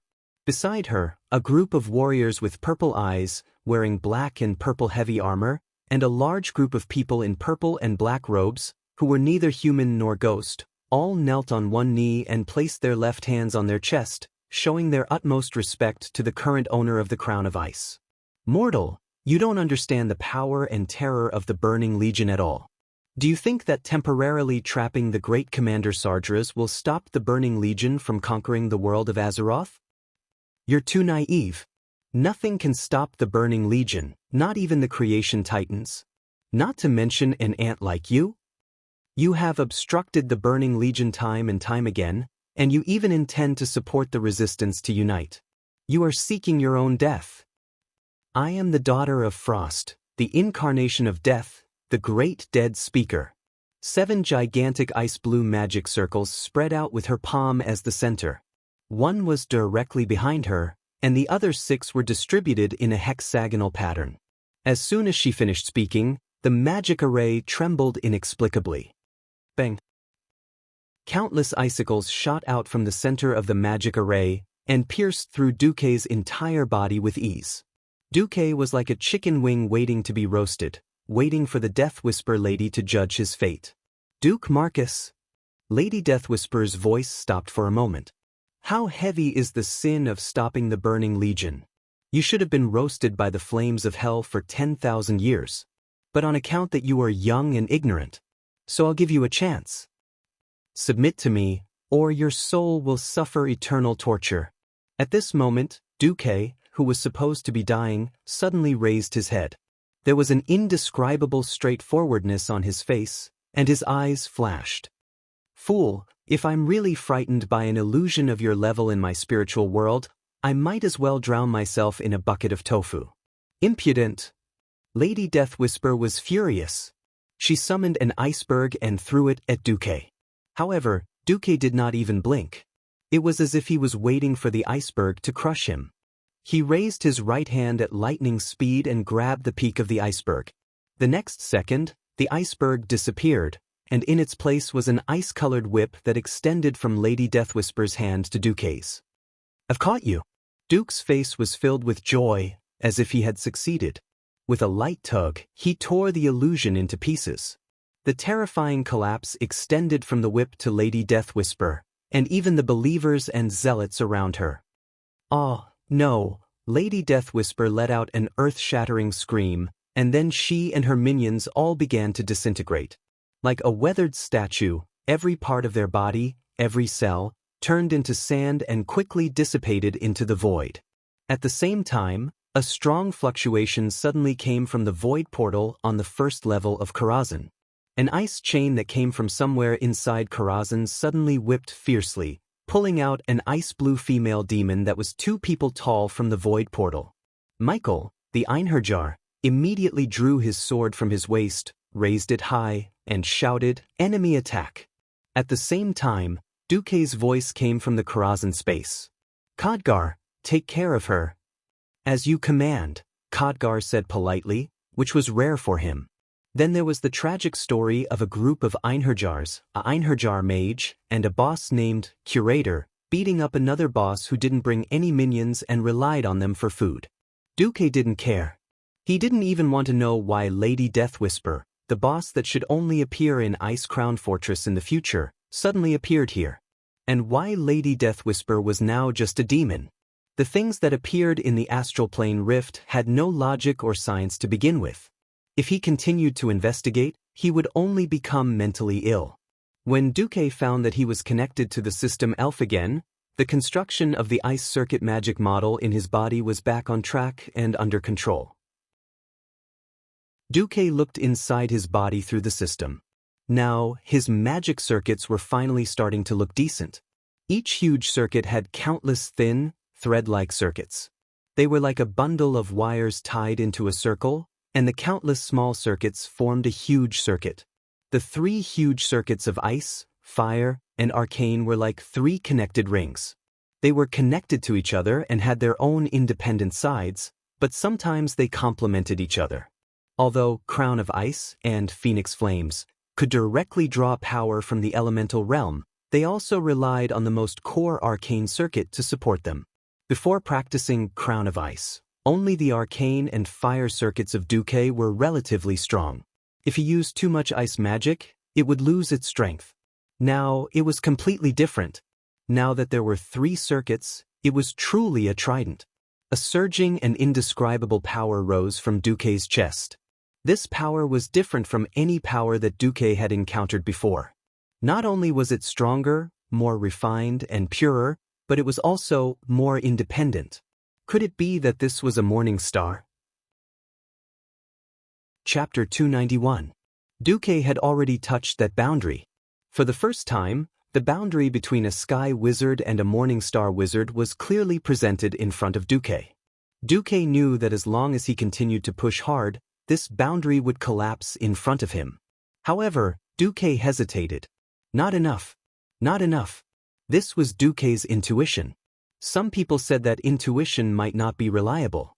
As a cultured university student, Duque had once seen an introduction like this. Some people might feel that something is wrong at some point, but their rationality told them that there was nothing wrong. However, the alarm in their hearts would ring. Why was that?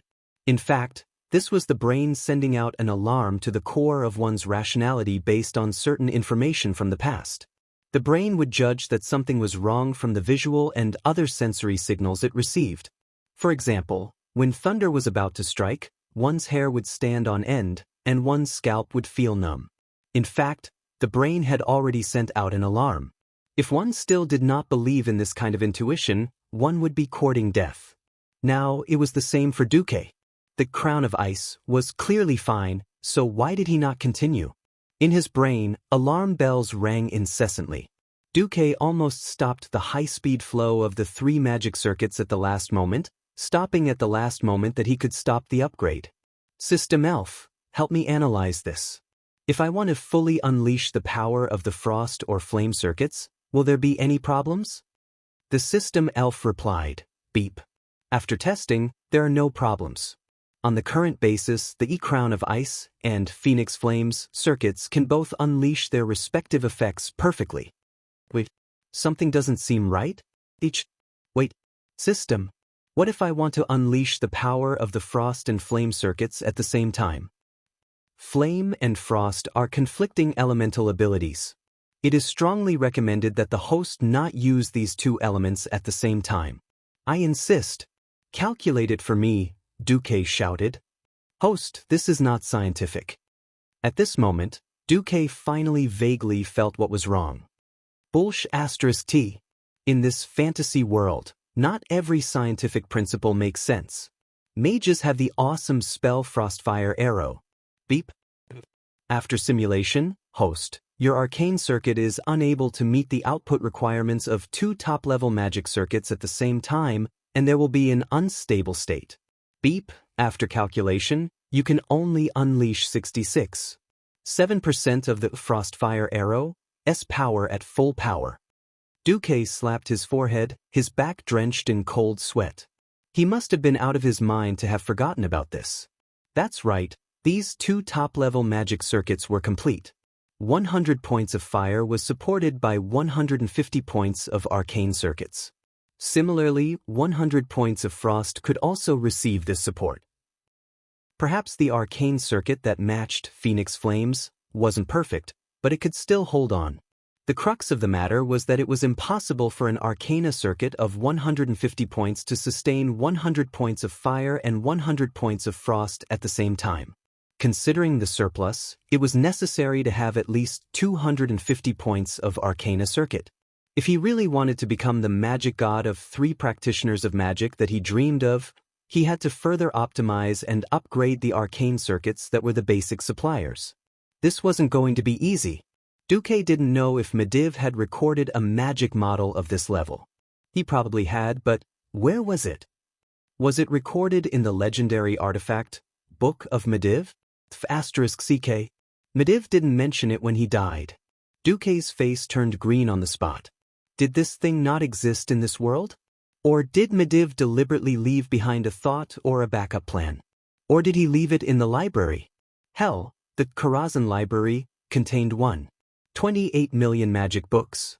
If he could let the System Elf scan it, it wouldn't be a problem to find it after reading it. But these were all magic books. The weaker ones could be scanned directly. The stronger magic books all came with their own magic restrictions. Duque did have the authority to open them, but he could only open them one by one. Otherwise, the magic books would trigger the restrictions and self-destruct. At this time, Khadgar returned. In his hand was a blue ball of light. Inside it was a struggling and howling soul.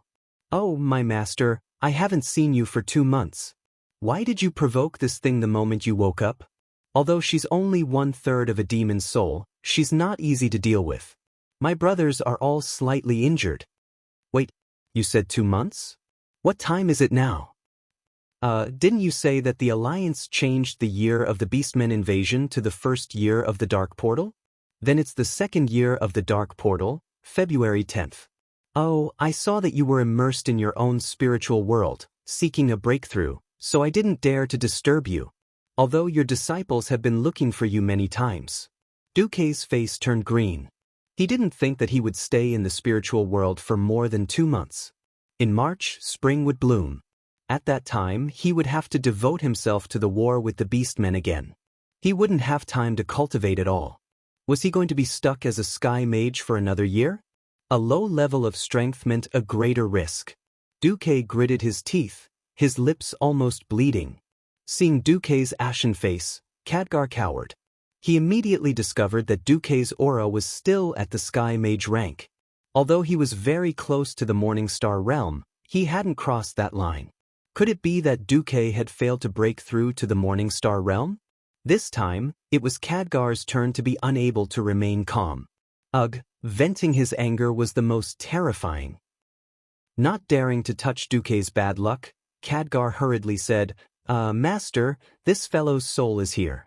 If you're unhappy, you can just roast her soul to vent your anger. How about I let you kill the imprisoned demon for fun?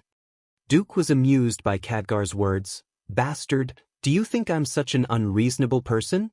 If I want to advance to the Morning Star realm, I can do so at any time. This situation isn't ideal, so I'm just suppressing myself. Khadgar patted his chest, looking as if he had been relieved of a huge burden.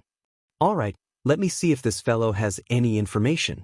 Duque stretched out his hand, using arcane energy to suck up a third of Lady Deathspeaker's soul.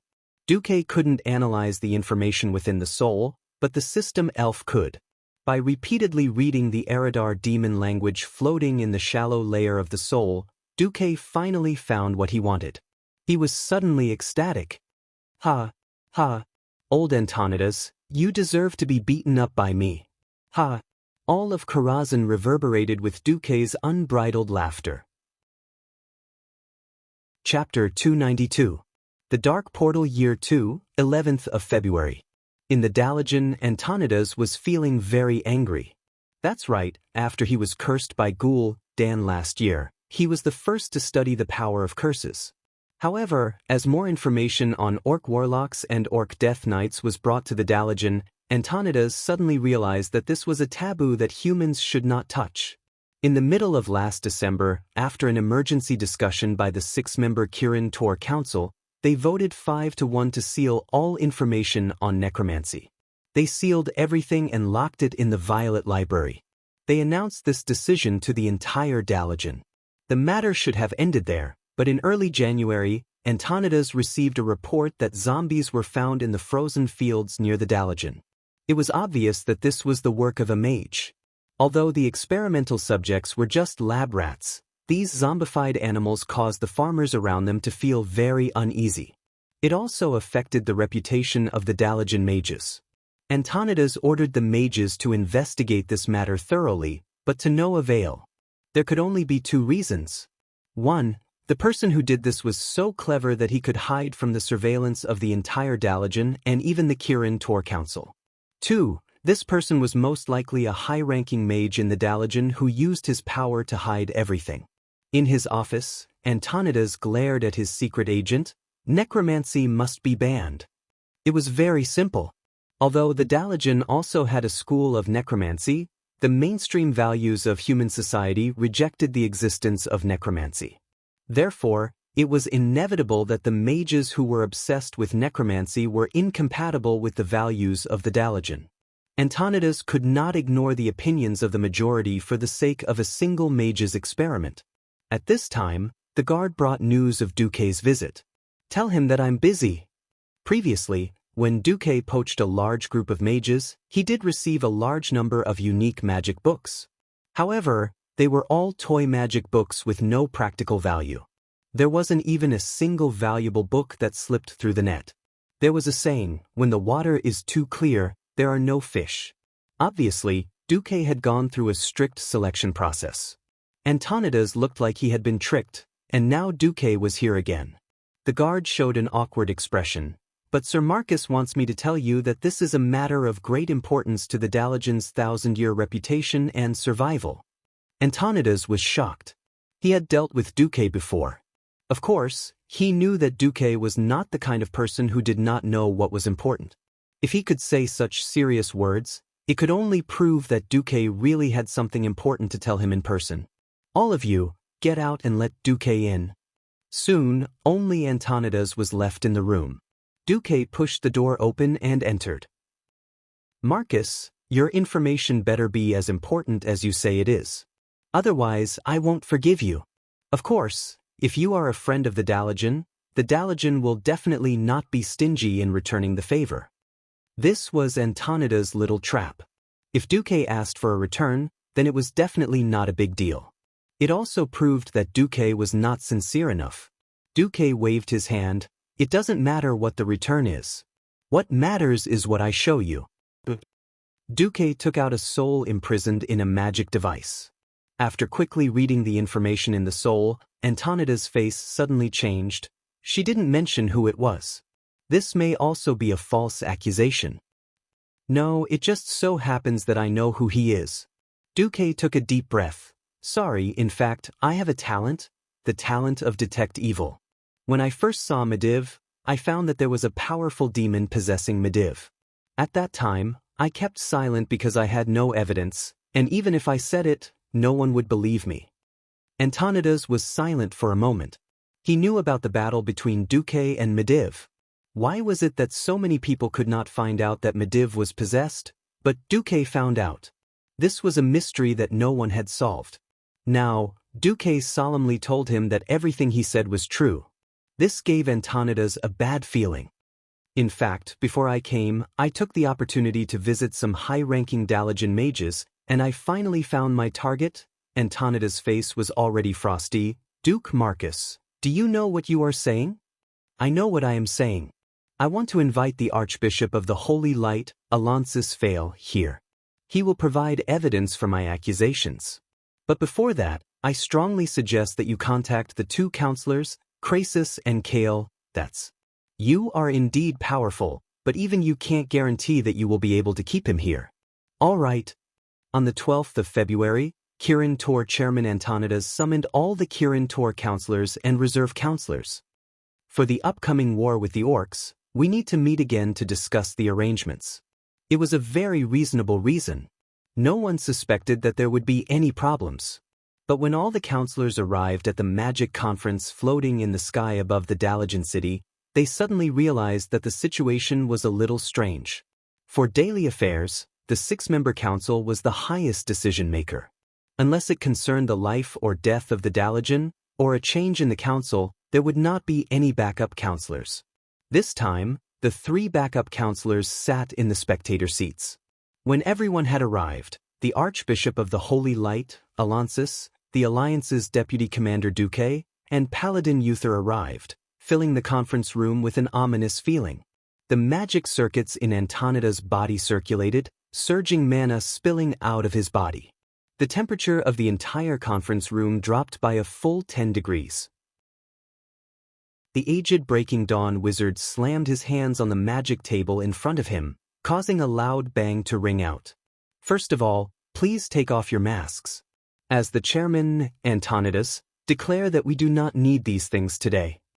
Although they did not know why, they still did as they were told. They were not supposed to take off their magic masks in front of outsiders.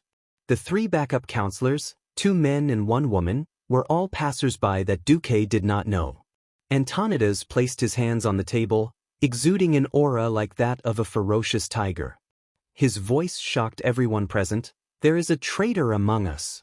A traitor who colludes with the devil. Once these words were spoken, there was an uproar. Devil? Kill? That's and a few others stood up in shock. What the hell? There was actually a traitor who colluded with the devil in the Kirin Tor Council? Chapter 293. In the Tirisful Council, whose purpose was to fight against the demons and prevent mages from casting spells excessively, all the counselors were selected from the Silver Moon Council and the Kirin Tor Council.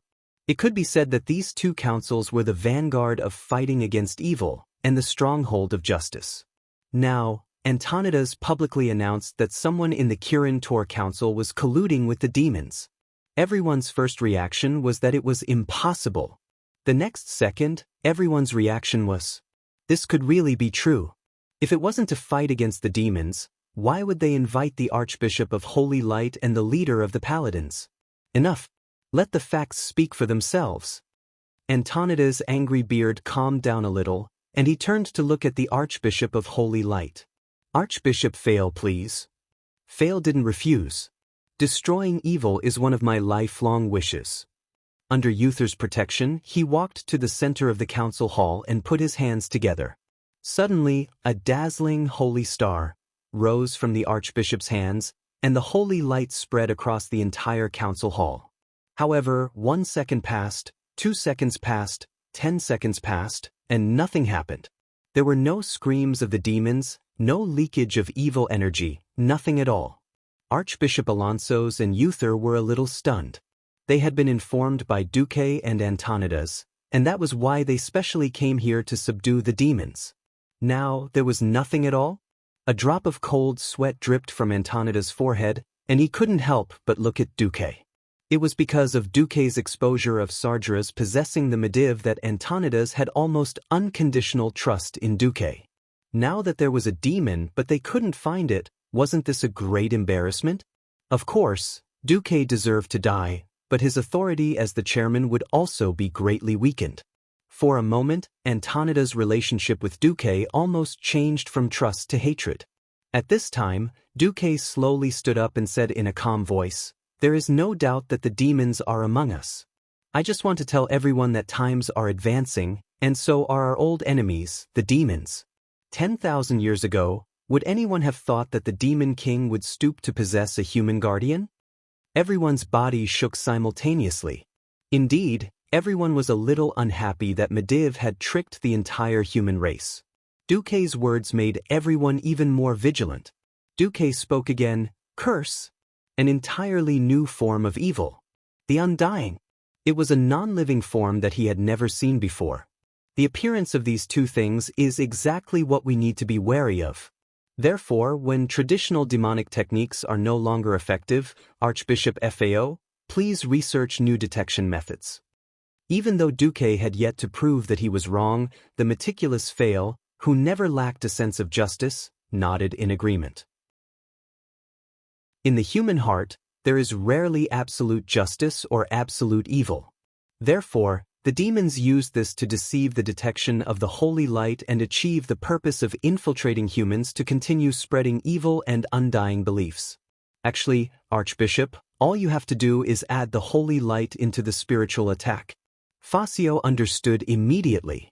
With a flip of his palm, waves of holy light once again spread throughout the entire hall. This time, one of the counselors finally bent over in pain. Ah! The skin on Kel Thuzad's poker face cracked inch by inch, revealing the pale, lifeless skin underneath. Even though Antonidas already knew the answer from Duque, he was still shocked speechless when he saw it with his own eyes. Beside Kel, Thuzad, Prince Kale, Thets and Crasis, who were already prepared, instantly opened up their defensive shields. One on the left and one on the right, they attacked together and blasted out more than 100 fireballs, shattering Kel Thuzad's magic shield into pieces. At the same time, Wuther also attacked. The strongest paladin in history raised his hand and cast Divine Sanction. This broke through Kel Thuzad's magic defense and directly hit his evil soul. The world spun around him. Kel Thuzad didn't even have time to summon his evil creatures before he was struck in the face by Wuther the Fierce. Like a high-flying ball in a baseball, Kel Thuzad's body flew up under the bombardment of the divine hammer. Unfortunately, he didn't fly very far. His body only rose about a meter high before he was bounced back by an ice wall behind him. That was Antonida's attack. He was caught off guard and was completely caught off guard. In addition, Antonida's strength was not inferior to his at all. In fact, his strength was far above his. In the future, the Great Frost Lich, one of the strongest fighters under the Lich King, Kel Thuzad, was now like a little girl being molested by a few strong men. He had no strength to fight back. He was stepped on by Wuther, his hammer pressed against his head, and his body was continuously sealed by Crasis and Kale. At this moment, Kel Thuzad was no different from the most useless skeleton soldier. He also knew that he was definitely finished, so he let go of everything. Why? How did you know, Duke Marcus, that I gave up my life to pursue eternity? I only transformed myself into a lich last week. Even that female demon didn't know that I did it. She thought that I was just a degenerate with a soul. But tell me, why? Duque gently pointed at his own eyes. Just like how I saw through Sardra's possession of Mediv, I also saw through you. I have a pair of eyes that can see through the souls of degenerates who have been corrupted by demons. When the dust settled, Antonidas also walked forward. I've always thought highly of your talent. If not, I wouldn't have agreed to let you become one of the Kirin Tor counselors. I warned you, don't carry out those forbidden necromancy spells. How did you do it? On the surface, you promised me, but behind my back, you were still secretly carrying out your necromancy experiments. When Duque told me, the first thing I thought of was you. But until the moment the truth was revealed, I only believed it. Antonidas' shoulders rose and fell rapidly. He turned his head, and there was an unconcealable sadness in his eyes. He looked at Fail, Wuther, and Duque. I'm sorry that such a thing actually happened in the Dalajan Kirin Tor counselors. I'm deeply sorry. For the sake of the Dalajan's reputation, please keep this a secret. Kel, Thuzad, we will deal with it, and we will definitely give everyone a satisfactory answer. Now, it's time for the Kirin Tor counselors. Chapter 294. Kel, Thuzad, a malignant tumor lurking in the human camp.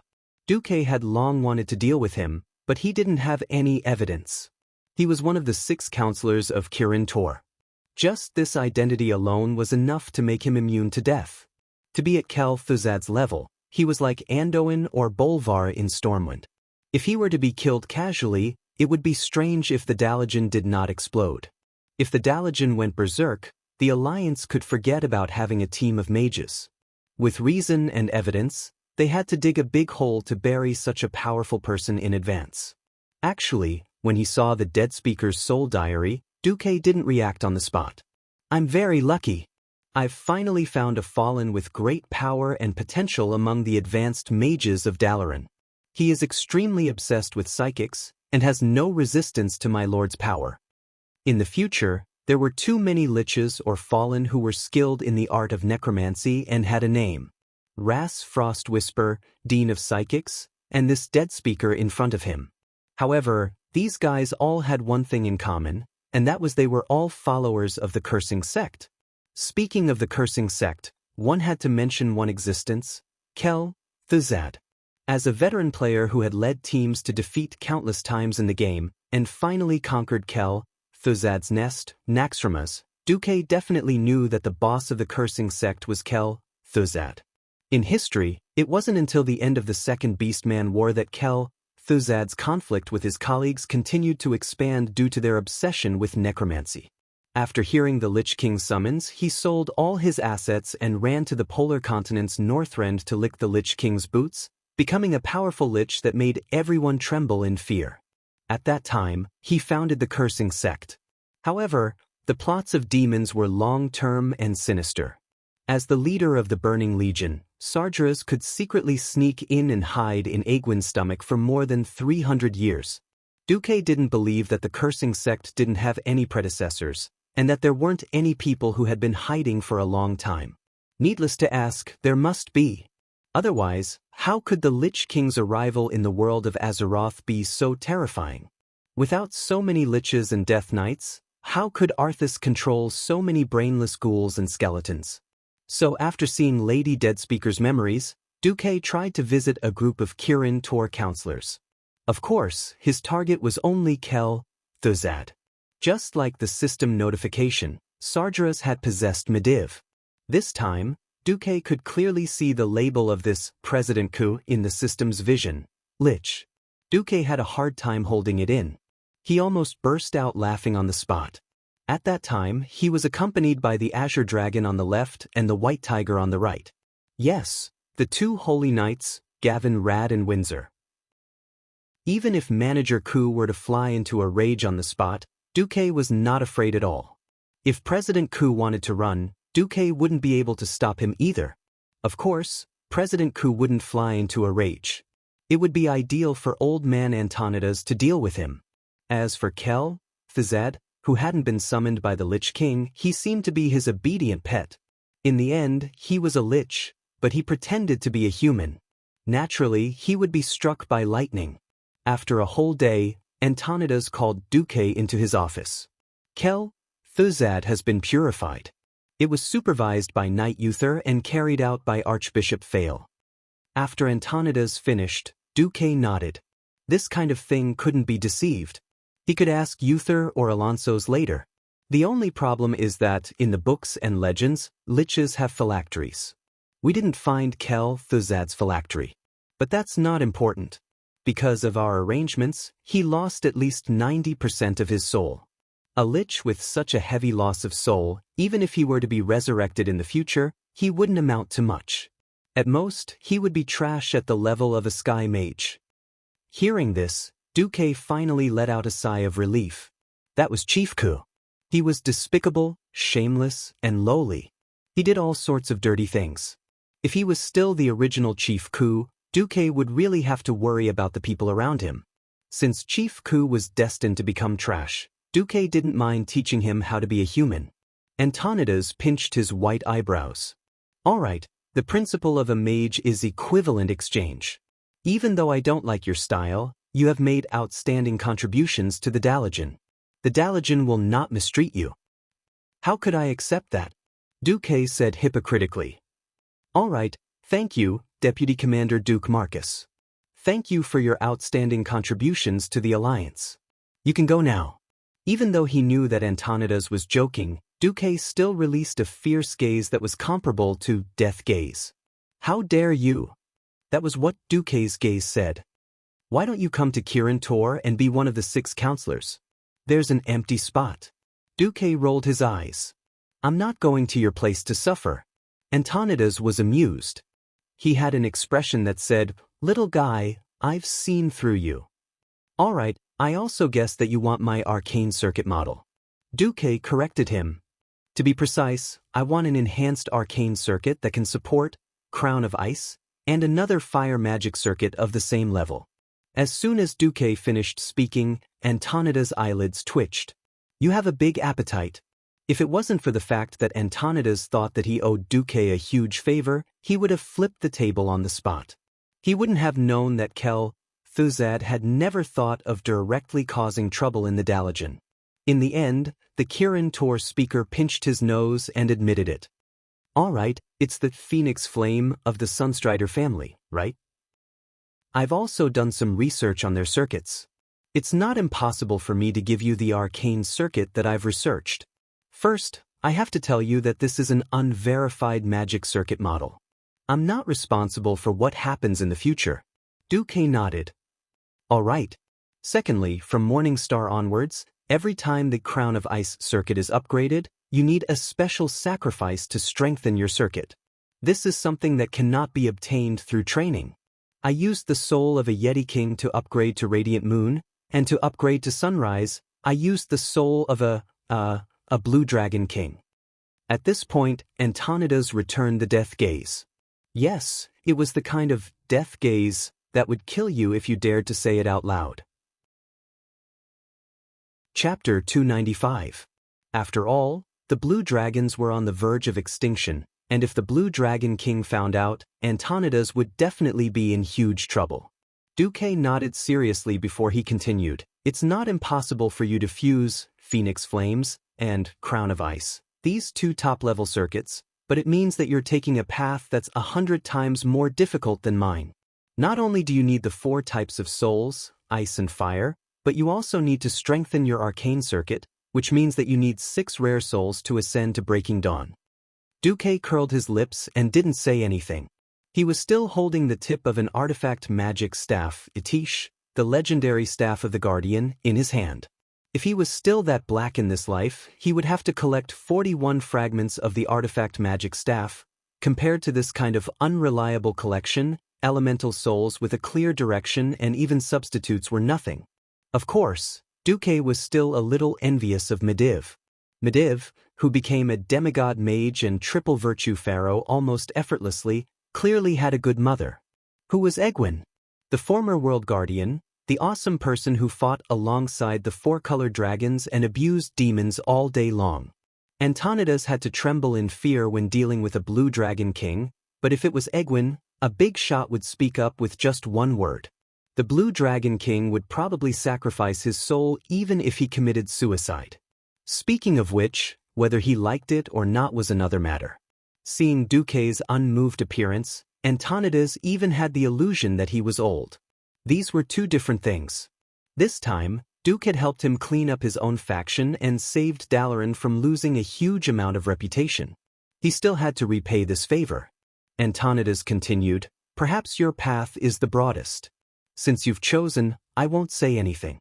However, the magic circuit I pass on to you is still easy for outsiders to see. You have to pretend." Duque understood on the spot. Oh, I'll deliver 10,000 top-level magic books to the Dalaran." Antonidas rolled his eyes. What the F***CK? Top class? It was obvious that he was using those inferior magic books to fool people again. The old speaker was a little angry. "Don't go too far." "All right, 100 Morning Star books and 10 Radiant Moon books," Duque added. "Announce to the public that there are 1,000 Morning Star and 100 Radiant Moon magic tomes among the 10,000. Just like that, the old fox and the young fox reached an agreement. "Okay, I'll give you this arcane light magic circuit model." When Antonidas transmitted the magic model to Duque, Duque wasn't surprised by the magic model's wonders. "Congratulations, host. Antonidas is willing to give you the top-notch arcane magic circuit, Arcane Throne, with a completion rate of 82%.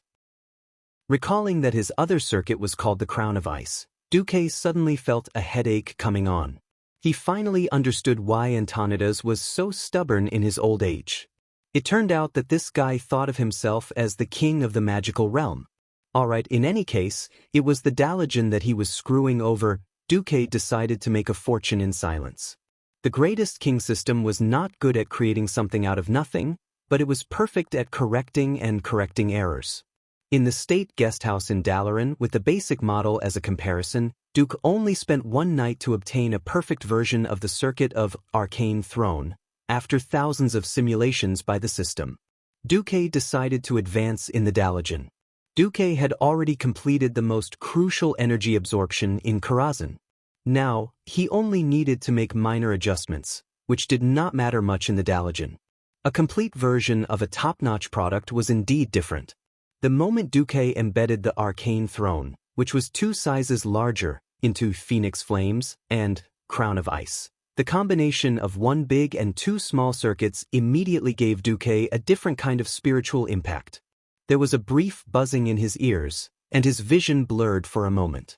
However, Duque was certain that he had indeed felt the existence of the laws of heaven and earth at this moment. Even he did not realize what had happened. The moment he embedded the Arcane Throne, an incomparably profound and complex magic operation knowledge came back from the 3 circuits. In that instant he seemed to understand the meaning of Morning Star, but this happened in less than 1,000th of a second. It was as if in that instant he had lost his identity as a human. He was no longer a human.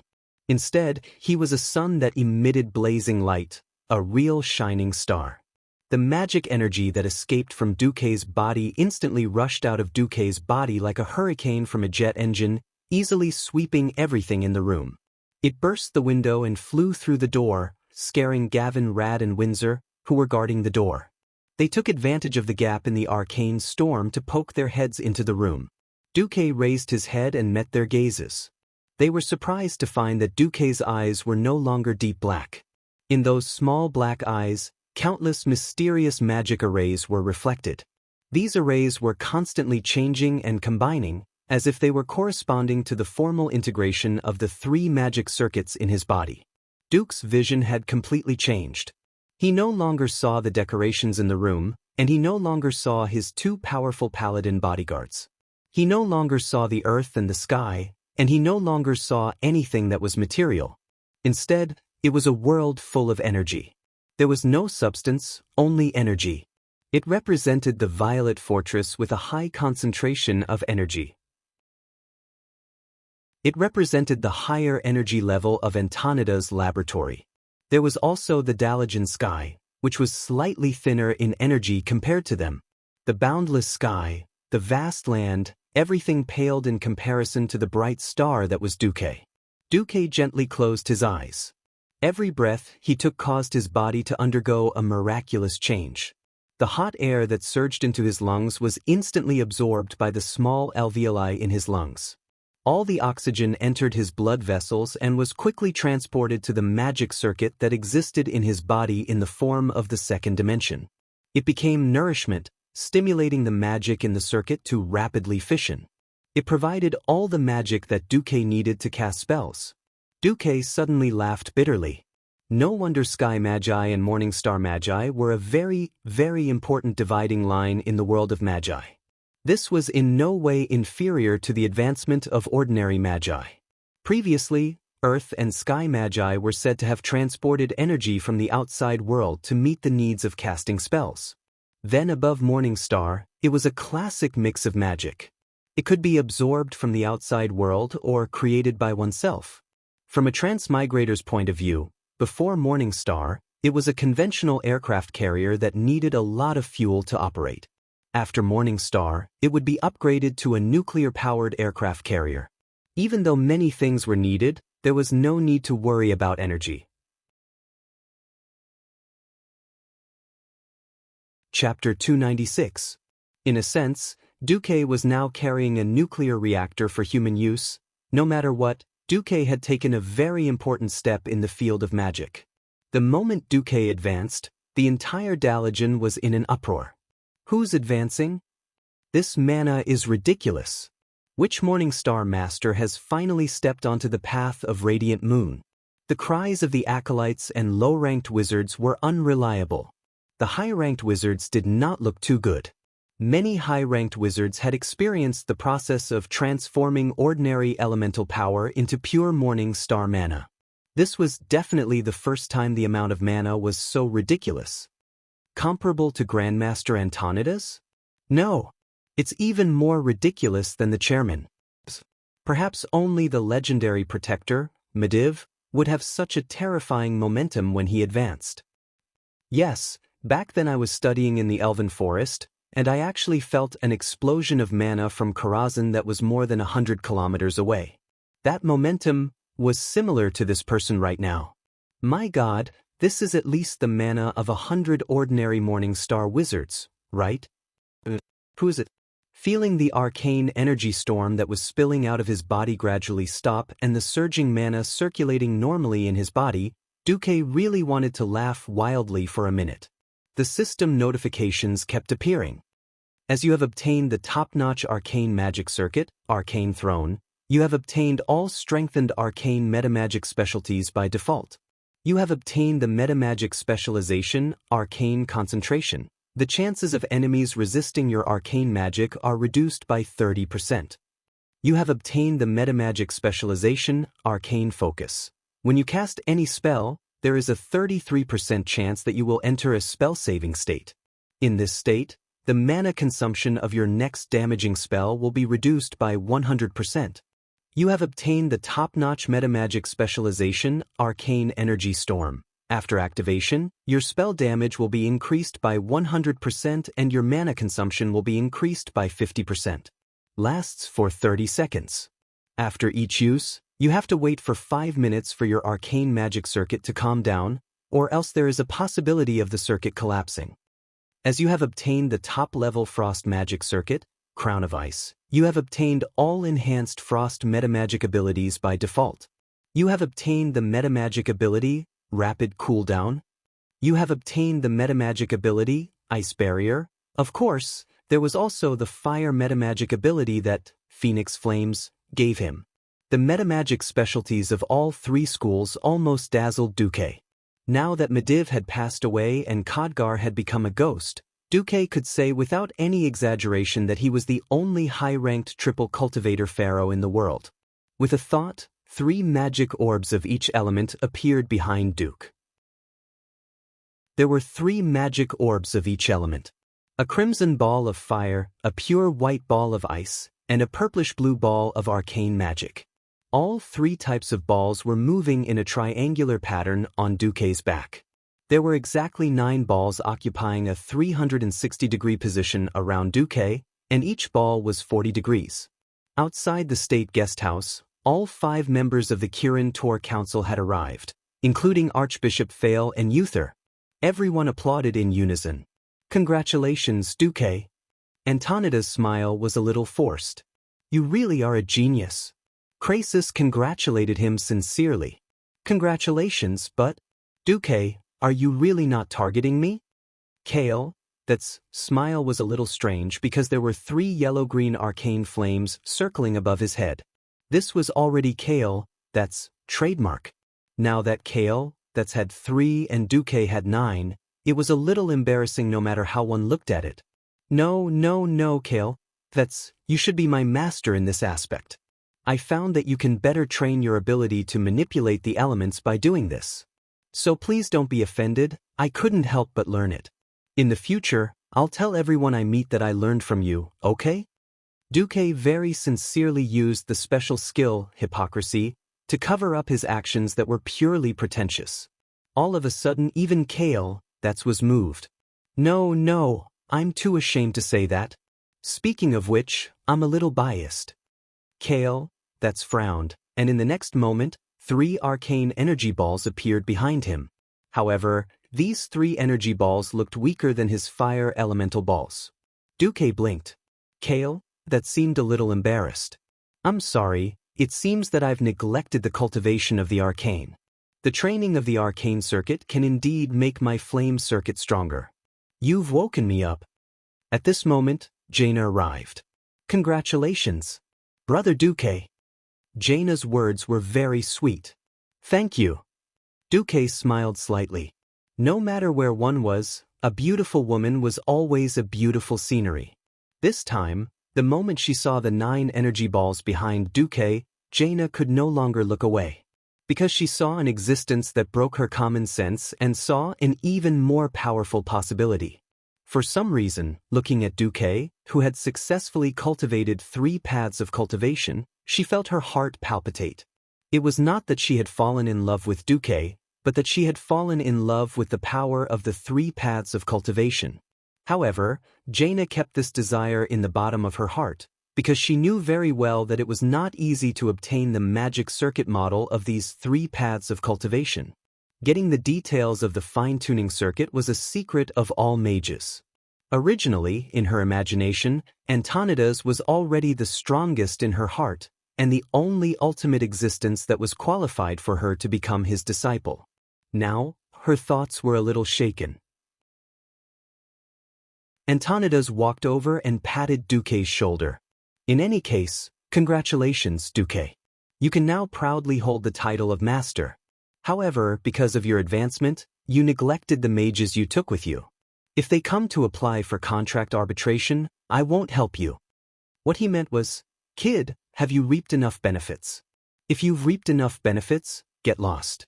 Don't be an eyesore here." Duque smiled bitterly. He quickly bid farewell to the Dalajan people and rushed back to South Shore. Duque was busy with his advancement and had not been seen for 2 whole months. Not only that, but because Duque was not around, everyone could not open the teleportation portal to Karazhan. This caused the mages who came because of his reputation to complain a lot.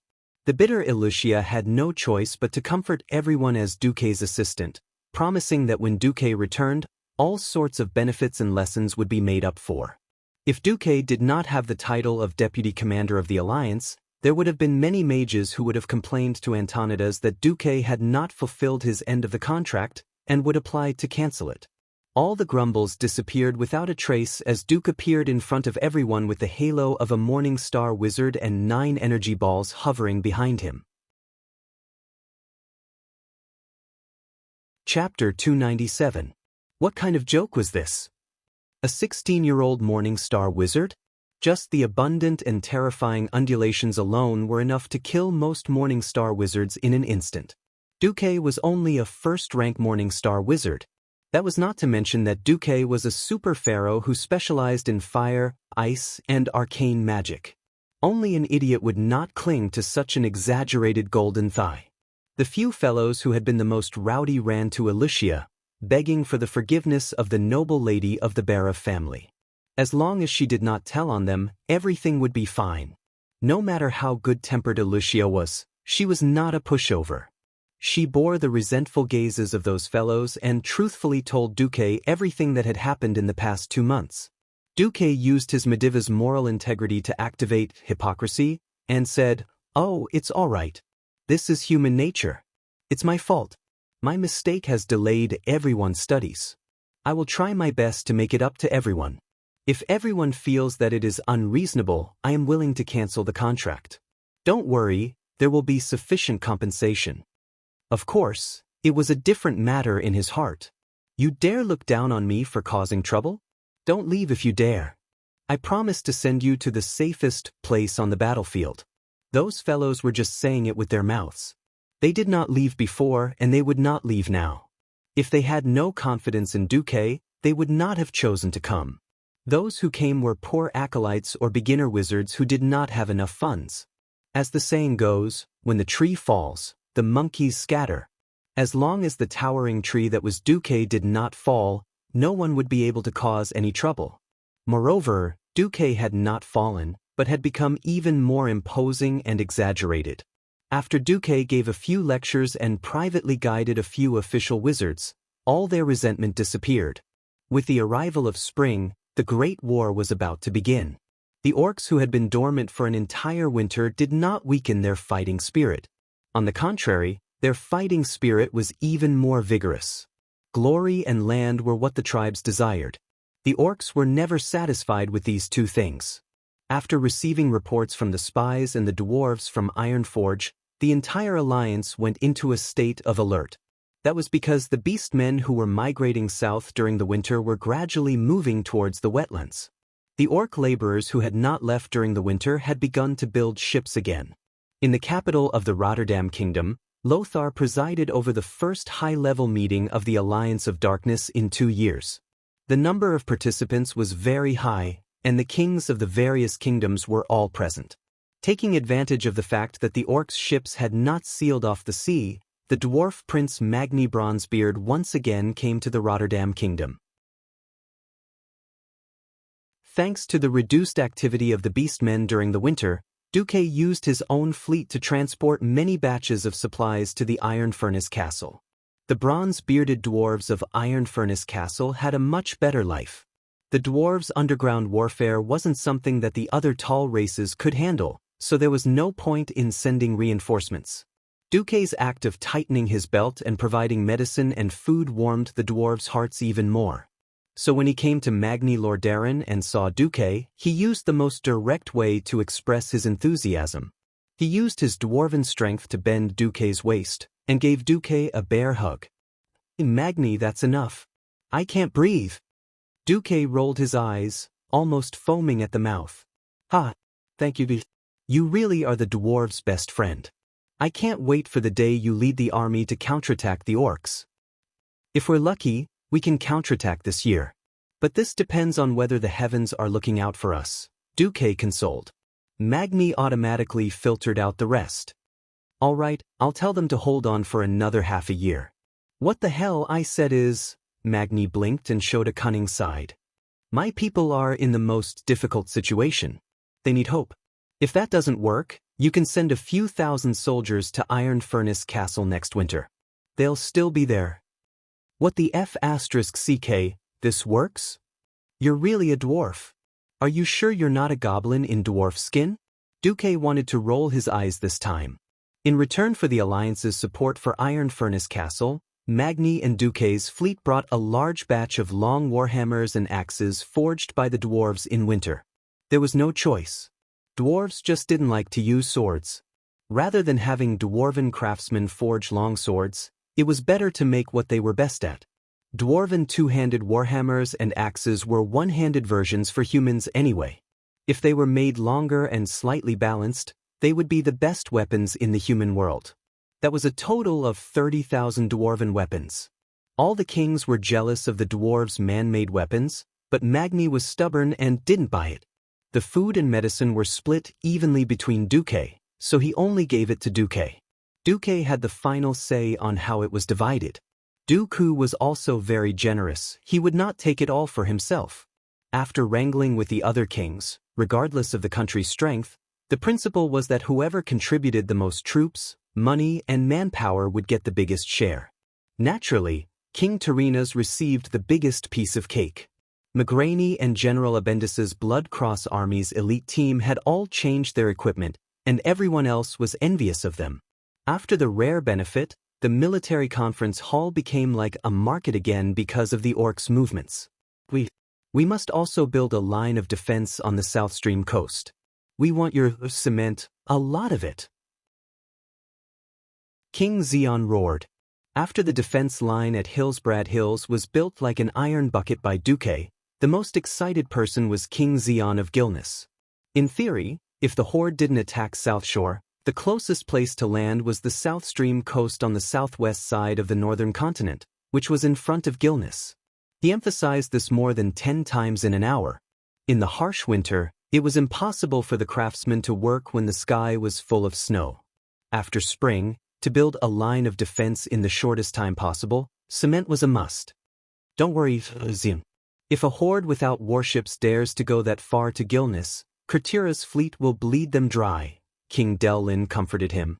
For the sake of the holy light, can't you be a little nervous? If those crazy greenskin creatures can make two-headed ogres and move undead knights, why can't they make warships or flying demon legions? Xian was too excited. His thick red neck looked like 2 dicks had been inserted into it. Chapter 298. Lothar couldn't help but roll his eyes as he watched the kings turn the splendid meeting hall into a noisy market. No one could maintain their gentlemanly demeanor in the face of such a major event. Lothar had to appease Xian. Don't worry, the horde can't fly.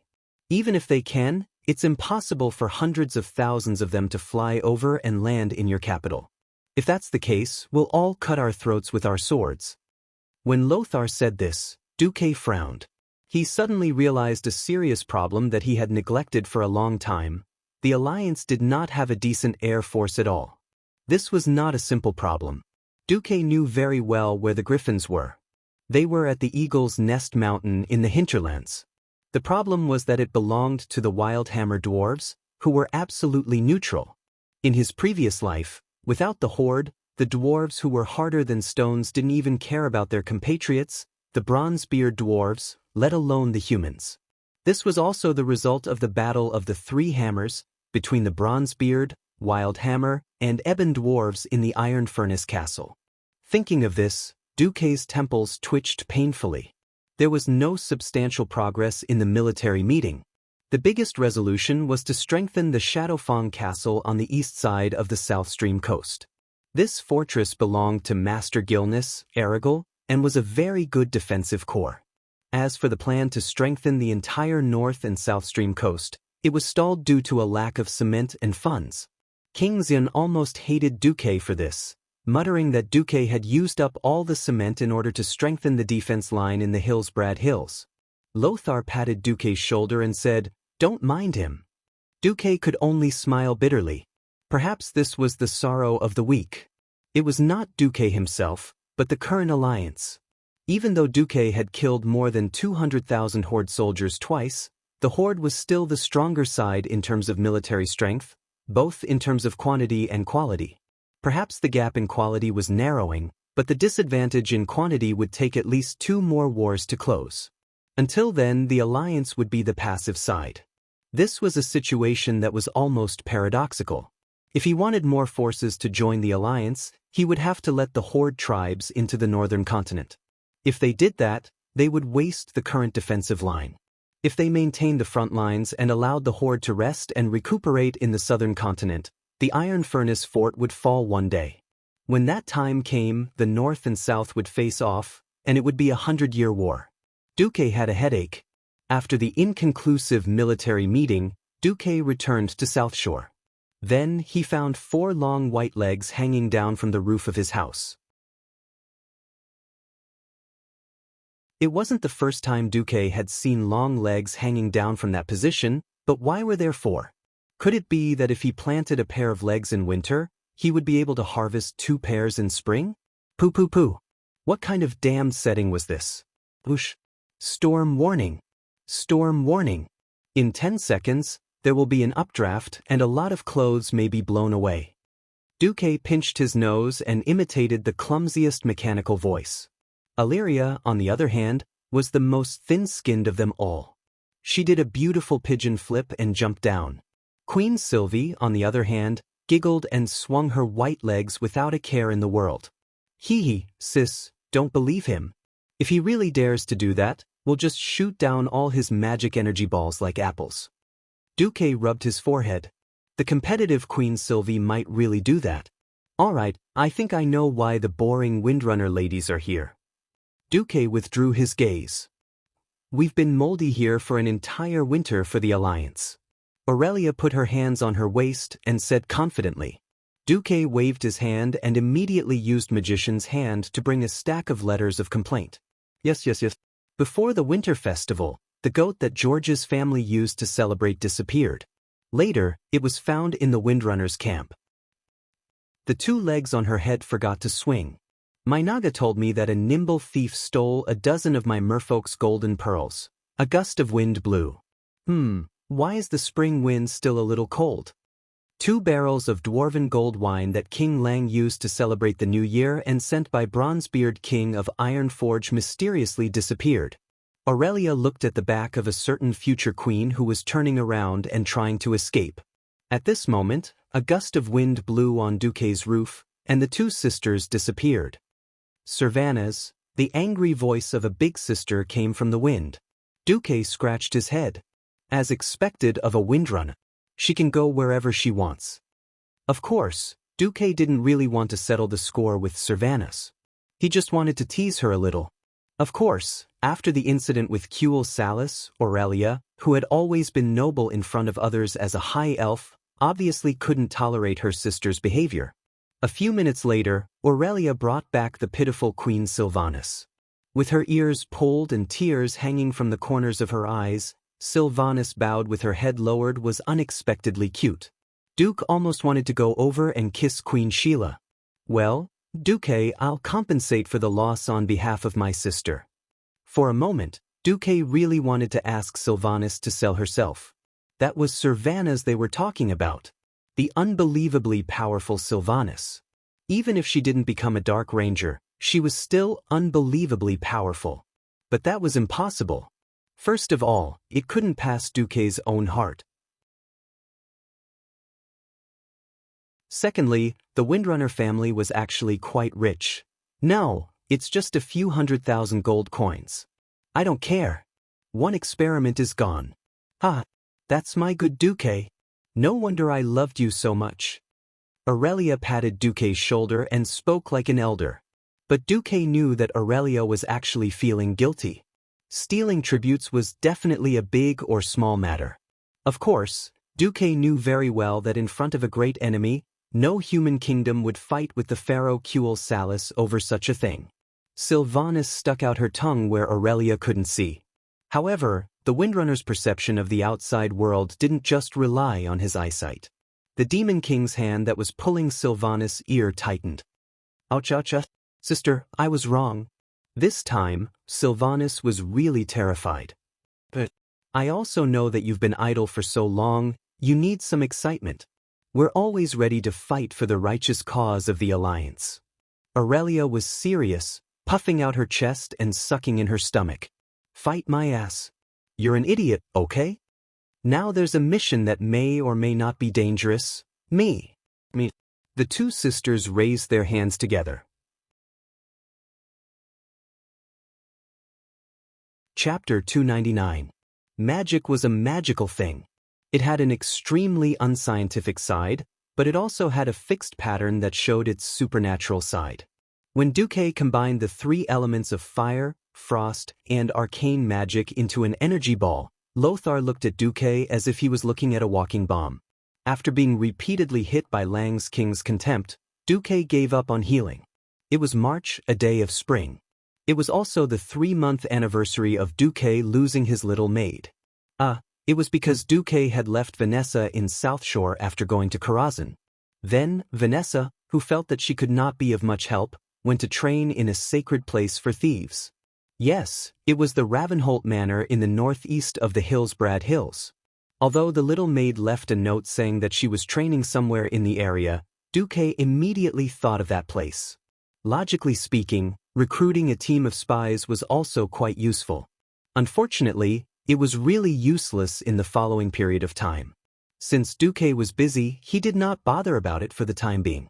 In March, the Horde would make a big move. Van Cleve and Stroman, who had spent the entire autumn and winter in the western wilderness, sent a letter asking when they would take action. Duque's instructions were, wait for the main force of the Horde to leave the southern continent first. The main force of the Horde could not stay in the southern continent for long. If it were a human king, he might be satisfied with occupying such a vast piece of land, but unfortunately, it was the Horde, and the aggressiveness of the orcs would not let them stay put. After the midwinter ended, the troops that fought in South Shore last year gathered in South Shore again. However, Lothar flew into a rage and rushed to Rotterdam to vent his anger on King Tyrrhenus again. The reason was simple. At such a time, Rotterdam, Dalagen, and Alterac actually refused to enter a state of total war. What do you mean by this? Do you really think that you can destroy millions of orcs with just these few people? Even if we ignore the laborers who do not have much combat power, and even if the elites of the Horde are decreasing, the total number of troops of the Horde is still close to 500,000. Lothar slammed the table hard. Facing Lothar's anger, Menethil too was also helpless. I've already sent out my warning. Most of my lords, however, chose to use money to fulfill their obligations. So, if you want money I can, but if you want soldiers I can't give you more. Sorry, Commander Lothar. This was the weirdness of the feudal knight system. The people were the private property of the lord, and the lord listened to the king. However, the king had no right to directly conscript the lord's people without a proper reason. The tradition left behind by the Arather Empire was that, unless it was a formal invasion with the goal of occupying land, or if one's own territory was under attack, each lord had the right to choose to respond to the king's summons with money and resources. If Tyrrhenus used too many soldiers from his territories, it would cause a chain reaction where the ruler was weak and his subordinates were strong. Lothar was so angry that he turned to Antonidas. The Dalagen's president also had a bitter expression on his face. Something has happened to the Dalagen. A bunch of blind, neutral mages who don't understand the general trend of the world are protesting against the Dalagen's excessive involvement in the war. They think that as long as the Dalagen is fine, they can stay out of it. Then, while one of our counselors is in trouble, they directly held a protest and asked for a new election and a series of reforms. Lothar was so angry that he almost pulled out his hair. Finally, he looked at King Eden of Alterac. Alterac is a small country. Conscripting one more infantry is already the limit. If we continue to conscript, we won't even need the orcs to attack. Half of our people will starve to death in winter. Yes, that's why a certain deputy commander bought food from our Bear of family. At this moment, Lothar even wanted to kill Eden. Using the excuse that the country was weak and that the food had been given to the Stormwind citizens, he directly shirked his responsibility. In the end, these three families saw that Stormguard was at the Sodder Bridge on the eastern front. The Stormwind refugees were defending South Shore on the central front, and Kurtira's navy was protecting the western front. This group of short-sighted nobles and mages thought that if someone were to die, it would be the foreigners who died. It was none of their business. At this moment, the evil side of human nature was completely exposed. Lothar was almost out of his mind. His roar almost echoed throughout the entire Lordaeron palace. Tell those damned nobles and idiot mages who think they are very safe. Now, the Horde's military strength is 3 times that of the Alliance. The orcs' individual combat ability is also 3 times that of humans. Once our coastal defense is broken, then every human will pay the price in blood for your refusal to enter a state of total war. Money, money, money. What's the use of money? You're talking about money when you've lost your head. Eden muttered, if the defense line is broken, then someone must have not done their best. King Del-Lin spat on the ground. Bah! Since Stormwind was besieged last year, the entire shipyard of Kurtiras has been building ships in 3 shifts 24 hours a day. I've used up every gold in the treasury to build more shipyards and train every fisherman of Kurtiras into sailors. Now, I can't wait for the orcs to take 100 goblin airships and descend into your Alterac palace, holding a human barbecue party in your palace courtyard. With that, Lin kicked open the meeting hall's door and left without looking back, leaving Eden roaring in exasperation with a face as red as a pig's liver. On this day, the kings of Stormwind and the other 3 countries, who had already entered a state of total war, parted on bad terms with the leaders of the 3 countries who were only willing to enter a state of partial war. If not for the incident on the 15th of March, this might have been a precursor to the split of the alliance. On this day, the 3rd Fleet of Kurtiras patrolled the waters opposite the Paladin Gulf. The lookout suddenly saw something unusual. On the horizon, countless blood-red sails suddenly appeared. The lookout sounded the alarm. Dang dang dang. The shrill alarm alarmed the entire fleet. What the hell? Why are the blood sail pirates here? The commander of the 3rd Fleet, Major General Akent, cursed angrily. However, something else he saw through the telescope made him shudder. Ships. More than a dozen huge warships. They were definitely battleship-class ships, but they had a completely different shape from human ships. Apart from the sails, the entire ship had no sense of beauty. It was like a pile of garbage floating on the sea, piled up by countless messy wooden products. However, the cannons on the warships clearly told the Major General that they were all F***King warships. And they were orc warships. "Commander, please give your orders," the first mate shouted anxiously. The other ships also sent flags of inquiry. Who has the navy of Kurtiras ever been afraid of on the sea? Raise the battle flag.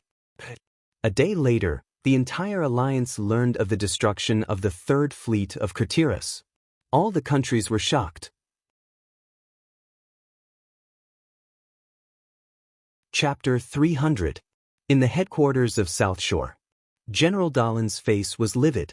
He had spent the entire autumn and winter to replenish the 3rd Fleet, which had suffered heavy losses in the last battle.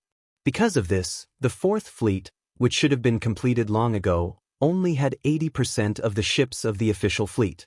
But now, the entire 3rd Fleet had been destroyed in a single day.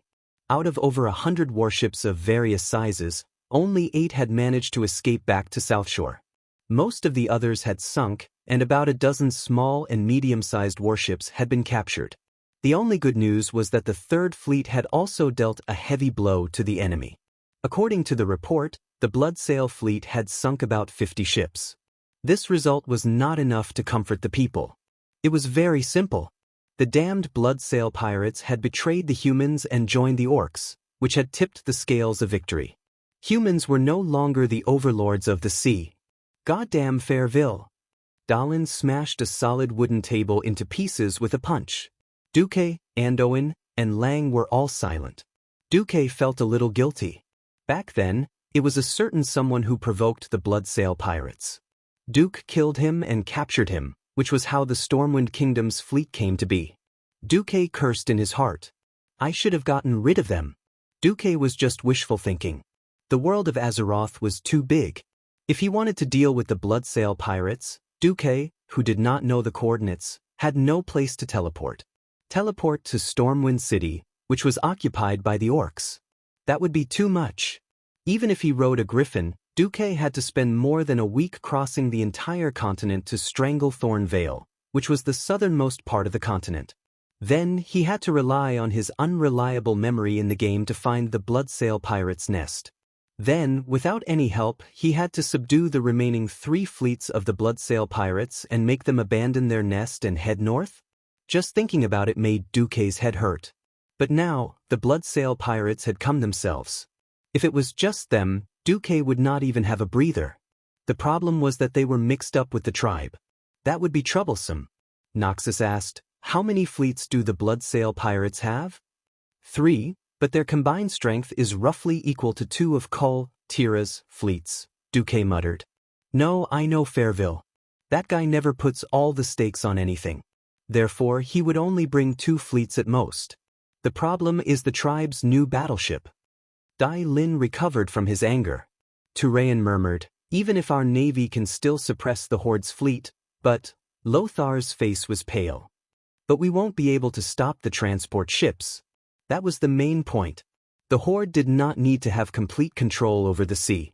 All they needed to do was cross the damned sea and they would be able to display their unparalleled land superiority.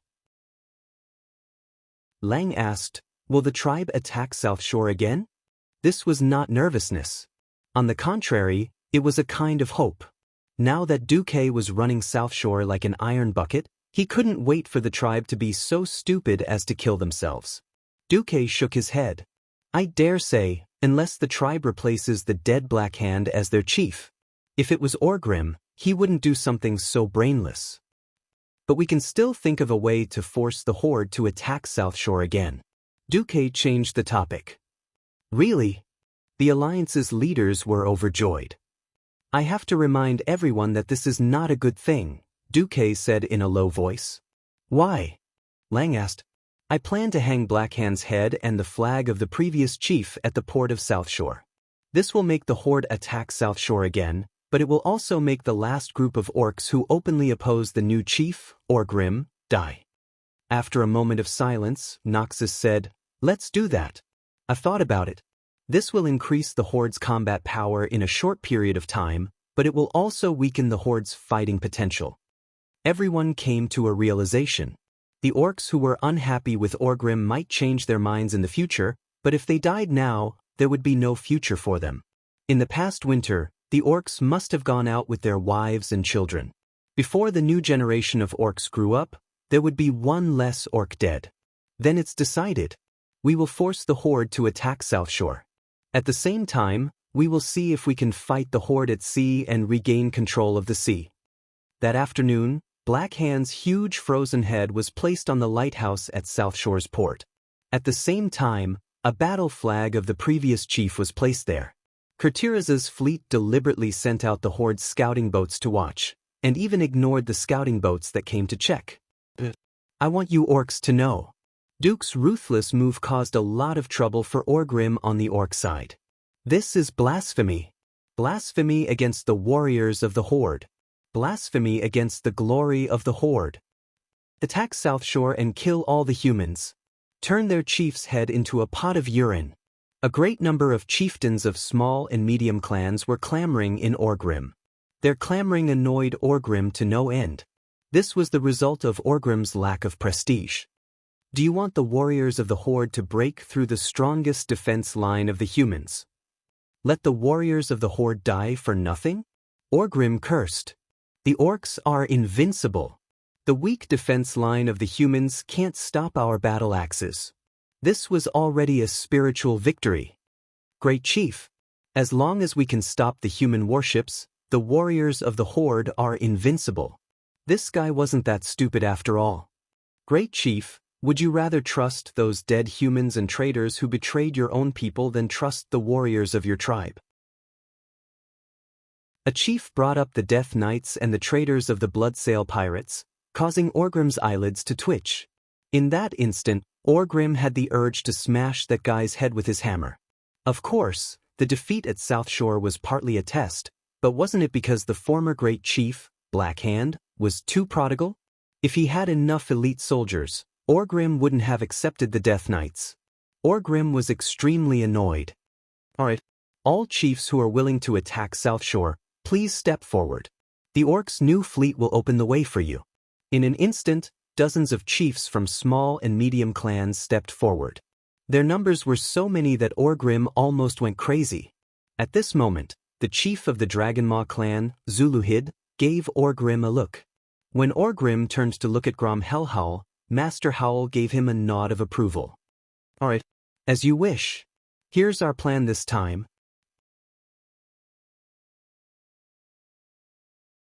Chapter 301.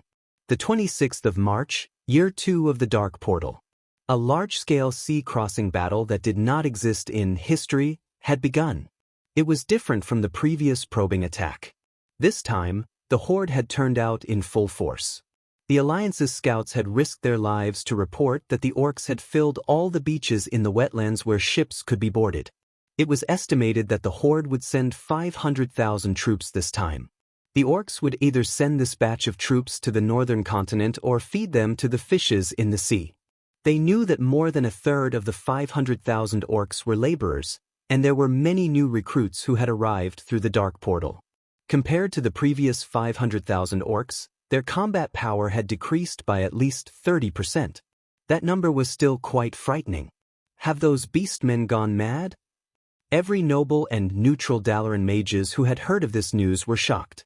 It was only then that Rotterdam, Dalajan, and Alterac quickly passed a resolution for an all-out war, and the entire kingdom began to mobilize. "I hope we can make it through this time," Noxus muttered. On the flagship of the First Fleet of Kuel Salis, Admiral Dalin was staring at the sea map. Looking at the 3 blood-red model ships that represented the 3 fleets, Dalin was distraught. Apart from the time when the Third Fleet got too close, Dalin had never taken the Orc Navy seriously. This time, the enemy was not the silly Orc transport ships that were almost like targets. Not only was there an Orc battleship of unknown strength, but there was also his old rival, the former Duke of Kull, Tiras, Fairville. Fairville had once challenged him for the throne, so Dalin did not dare to underestimate him. Even though the quality of the new batch of Bloodsail battleships was not as good as the original Kull, Tiras, battleships, the quantity was there. After Fairville's training, the standard of the pirates would not be too bad. Even if it was not the highest level of threat, Kull, Tiras, battleship would at least have to deal with it. At this moment, a visitor shocked Dalin. When he finished speaking, Dalin could not believe his ears. "Is what you said true?" The visitor nodded and left. It was late at night. On the other side of the wetlands, the Paladin Bay was shrouded in darkness. Dark clouds covered the sky, completely blocking every ray of moonlight that attempted to shine onto the sea. Every ship of the Bloodsail fleet was moving up and down rhythmically on the waves. For pirates who made a living on the sea, this was the norm. A large number of pirates pulled out their hammocks in the narrow cabin and slept soundly.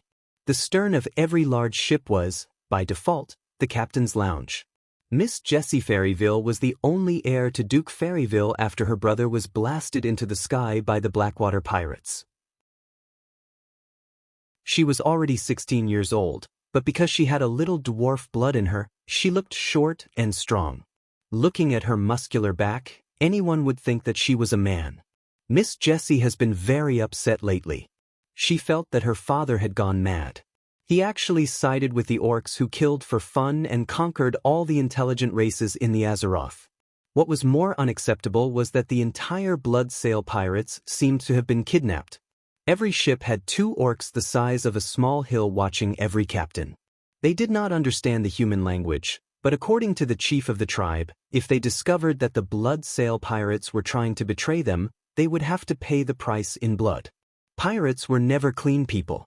Not bathing for a few months was not a big deal in their long voyages. But the 2 smelly female orcs blocking the door of his room refreshed the lower limit of Jessie's senses. The destructive stench that she had not bathed for many years made it impossible for Jessie to sleep through the door. Jessie could only think of other things to distract herself. "I'm going out to sea tomorrow to settle things with Cultiras. Damn it, this is not a duel that father or I want."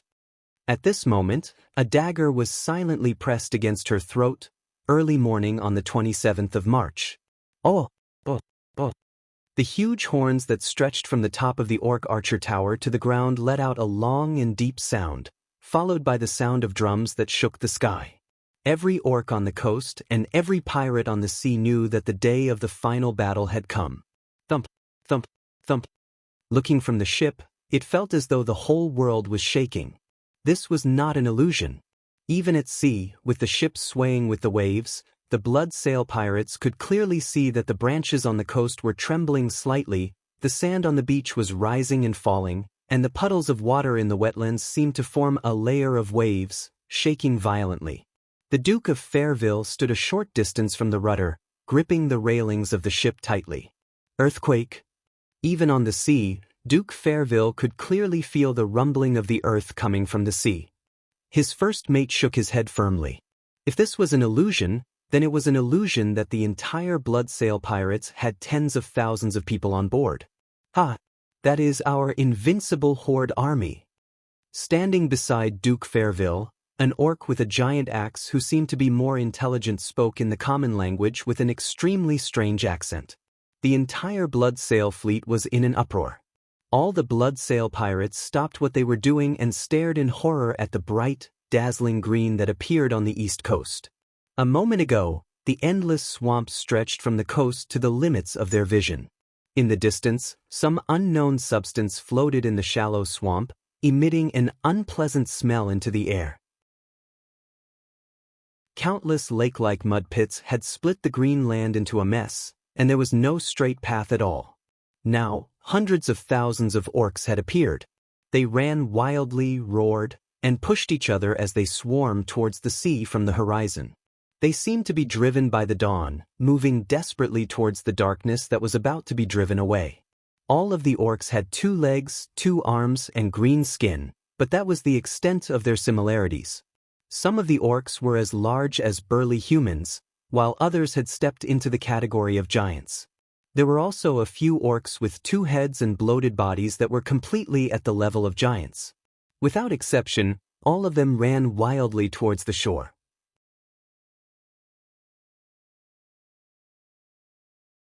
Chapter 302. The orcs and ogres were very different, but in that green tide, they all felt the same. The Bloodsail pirates could only see the green tide crossing every swamp with water, stepping on every inch of turf, and smashing everything in its way. Perhaps there were colorful snakes escaping from the swamps under the feet of the orcs, but they were all crushed. Pits, hills, swamps. Everywhere the eye could see, the green orcs surged out like a tide. As the sun climbed higher into the sky, more ships appeared on land. In order to prevent the transport ships they had built from being destroyed by the humans who had the upper hand in the sea, the orcs used a more simple and crude method to protect their ships. These transport ships, which were dozens of tons each, were all placed on the shore and piled up in places where the cannons could not reach. When the orcs were about to launch an attack, the orc laborers would drag the bottom of the ships into the water. The heavy, clumsy, but clearly moving transport ships formed a huge wave that slowly moved towards the sea. Watching the fleet sailing on land moving towards them, the Bloodsail pirates remained silent and observed everything in front of them in awe. Duke Fairville had lived his entire life at sea, but he had never seen anything like this before. Countless orcs were covering the entire area. They used their strong bodies, arms with explosive muscles, big mouths full of fangs, blood-red eyes, and green skin to weave a world-class blanket, covering every corner of the sun. Fairville was filled with regret. He knew that if he had transported this terrifying fleet across the northern continent, the destruction of the humans would have entered the countdown. But beside him, an orc sword saint did not give him any face as he wiped his sword. This was a powerful warrior who killed without batting an eyelid.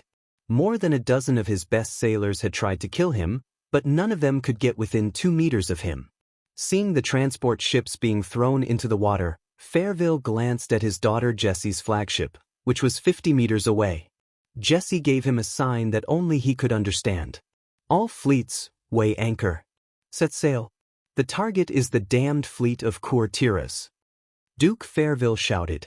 More than 10 minutes later, in response to the flash of dawn, the entire Bloodsail fleet pierced straight into the sea like a curved arc.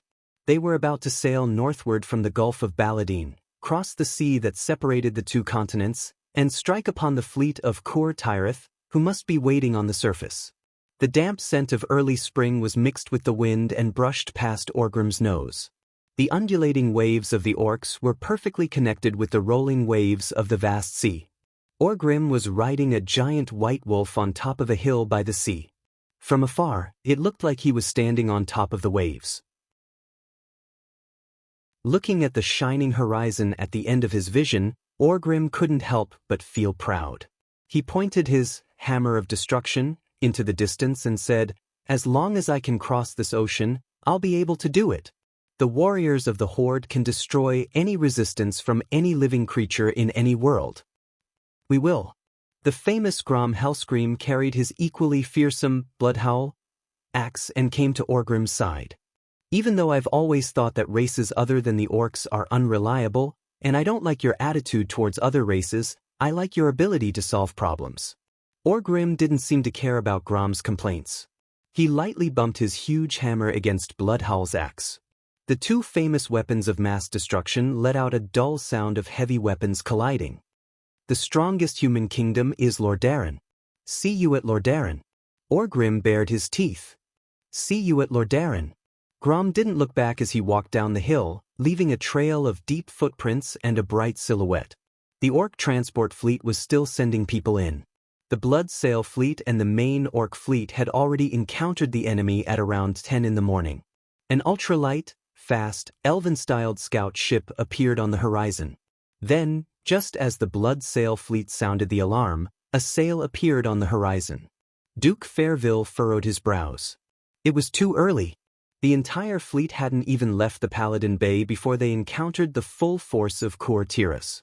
It seemed that the Alliance's navy had made up their minds to wipe out the Bloodsail and orc fleets here and regain control of the sea. What's going on? Duke Fairville couldn't help but look at his daughter's flagship half a nautical mile to his right. But since we've met, let's fight. Pass the order. Turn right 40 degrees. We need to gain the upper hand. The Duke's order was met with ruthless opposition. An orc who knew the common language slammed his axe against the guardrail. Don't be so complicated. Just attack. Damn it. Gaining the upper hand is common sense. The Great Horde doesn't need your so-called common sense. We just need you to get close enough to the enemy's ships. The warriors of the Fireblade clan will solve all problems, the orc said in a low, muffled voice. It wasn't that Duke Fairville hadn't heard of a certain orc chief who single-handedly destroyed a few of Courtira's ships. He just didn't think that the orcs would use such a simple and violent method to solve all problems. This went against all common sense in naval warfare. But it wasn't just common sense. Fairville could clearly feel the orcs' distrust. That evil great tribal chief was eager for his Bloodsail fleet to perish together with the human fleet, so that the Beastman's transport ships could safely pass through every sea in the world. But the situation was beyond his control. The Duke finally waved his hand. 10 seconds later, a blood-red coat of arms unfurled on his flagship. This idiotic order was immediately sent by the command ships to confirm the flag number again and again. Gritting his teeth, he confirmed. Just like that, the entire Bloodsail and orc fleet split into two columns and charged forward like idiots. The more rational Alliance fleet was like a crab baring its fangs and brandishing its claws. The fleet spread out like a pincer, surrounding the enemy in half an hour. At 10:45 in the morning, the famous Battle of the Paladin Bay began. Chapter 303. Later generations' evaluation of the Battle of Paladin Bay was one-sided. Of course, this was not a traditional naval battle either. The collision of the two ideologies made this naval battle a little strange. Traditional human navies pursued the doctrine of large ships and cannons. The orc navies, on the other hand, played a typical battle with white soldiers. In a sense, the orcs were also very good at this. This was not the canon before Duke's transmigration, which could fire tens of kilometers. Even the World War II gunships couldn't fire at a distance of 20,000 meters. The clumsy, unrifled breech-loading cannons had a range of less than a kilometer. This was not a problem for the orc sword saints who could walk on the waves. Hellscream dismantled a Gundam with its bare hands. Oh, it was Bloodhowl dismantling a warship. This was a good lesson for the orcs. The orc warships were not weak at all against the wind. The cannons on the orc warships were basically decorations. After all, it was just a large transport ship that could move. As soon as they entered 2 nautical miles, many sampans were released from the huge garbage ships. The peons pushed these modified small turtleshell ships and headed straight for the warships of Courtiras. Human cannons were very useful against ships, but they should have been at a loss against these small ships. Not to mention, there were more than a dozen orc sword saints who came on the waves. Admiral Dylin saw that the orcs' tactics were as expected and let out a long sigh of relief. In the sea, tens of meters deep, a blue and white magic light suddenly lit up. This light was so dense that no orc could detect it except for the orc sword saints. The next moment, ice rain rose from the bottom of the sea towards the sky. Bright, beautiful, it had nothing to do with nature, it was accompanied by death. The Murloc Sage's frost arrow had terrible destructive power, but it wasn't a problem for it to pierce through the bottom of a small boat. The Murloc's unique talent could make the seawater open up a path for the frost arrow, allowing it to accurately pierce through the weak bottom of the boat. Ha! Good kill. Looking at the small boats that were paddling and trying to get close stop one after another, and the hulls entered the water, Admiral Lin laughed heartily. It was not that the orc sword saints did not think of taking care of these hindering Murlocs. Firstly, underwater combat was not their forte, and secondly, there were some stronger people to deal with them. Murloc Prophet Magar, Furious Scale Naga Vara, Spiny Naga Syphilis, and a large number of Naga Siren priests were all here. Ha-ha-ha-la-la. Chanting an incantation of unknown meaning, Magar suddenly unleashed a powerful attack. In the sea, the Murlocs and Naga had natural magic bonuses. Not to mention that this was a battlefield that had been set up long ago. At the bottom of the water, inconspicuous conches, clamshells dozens of meters deep, and the most inconspicuous dead corals suddenly emitted the unique brilliance of magic. 2 dots formed a line, and many lines formed a pattern. At that time, the Beastman Sword Saints suddenly discovered that there was a huge magic array over 100 square meters in diameter at the bottom of the sea. Walala! The only 3 fingers on each of Magar's hands trembled convulsively. His eyes turned white, and a crazed look appeared on his face. The next moment, the sea sank. In an instant, the sea level within a radius of 300 meters suddenly sank by more than 30 meters. A huge whirlpool rapidly formed. On the side, the magic stirred up 100-meter wave easily swept everything in the whirlpool into the bottom of the sea. The Sword Saints of the Fireblade clan were powerful, but they did not fight underwater.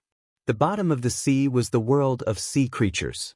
In the magic array, countless jellyfish-like tentacles rose up, pulling the Sword Saints deeper into the sea. The Sword Saints held their breath and worked hard to cut the jellyfish tentacles in the water with considerable resistance. However, when they cut 1, 3, 5, 10 more would follow. Not to mention that they were a living person, even a big ship might not be able to resist such a strange tactic. Lochtroger. If they did not win, they would rather die. None of the orcs showed fear on their faces. Only more orc speedboats attempted to bypass the whirlpool by paddling quickly to kill Kul Tira's fleet. On the flagship, Lin held a scimitar in his right hand and a short-barreled musket in his left, watching the scene quietly. A calm smile appeared on his face. Well, my old friend, now it's time for you to make a choice. But before that, whoa, a green phantom approached at high speed. He was so fast that just the splash of water under his feet created a long white line on the surface of the sea. Not a single long-range weapon could hit this elusive figure. Just like that, he crossed the distance of 7 or 8 meters between the sea and the side of the ship like a bolt of lightning and suddenly reached the deck. Naturally, the small fries could not catch him. However, what greeted him was a war hammer with a holy golden glow. Clang! With a deafening clang, the Orc Sword Saint and the newcomer clashed without any fancy moves. I am Paladin Tyrion Fordring. Tell me your name, Orc. Before Duque's transmigration, Tyrion had been called the Empress Dowager by countless players. This was the most powerful moment of his life. The sea breeze ruffled his hair and beard, making this young knight look even more extraordinary. Galeo! The Orc Sword Saint only spat out this name before he immediately charged forward and fought the Empress Dowager. This was not all the orcs had. To catch bandits, one had to catch their leader first. Orcs knew this trick as well. A cold glint of a sword appeared behind Lin.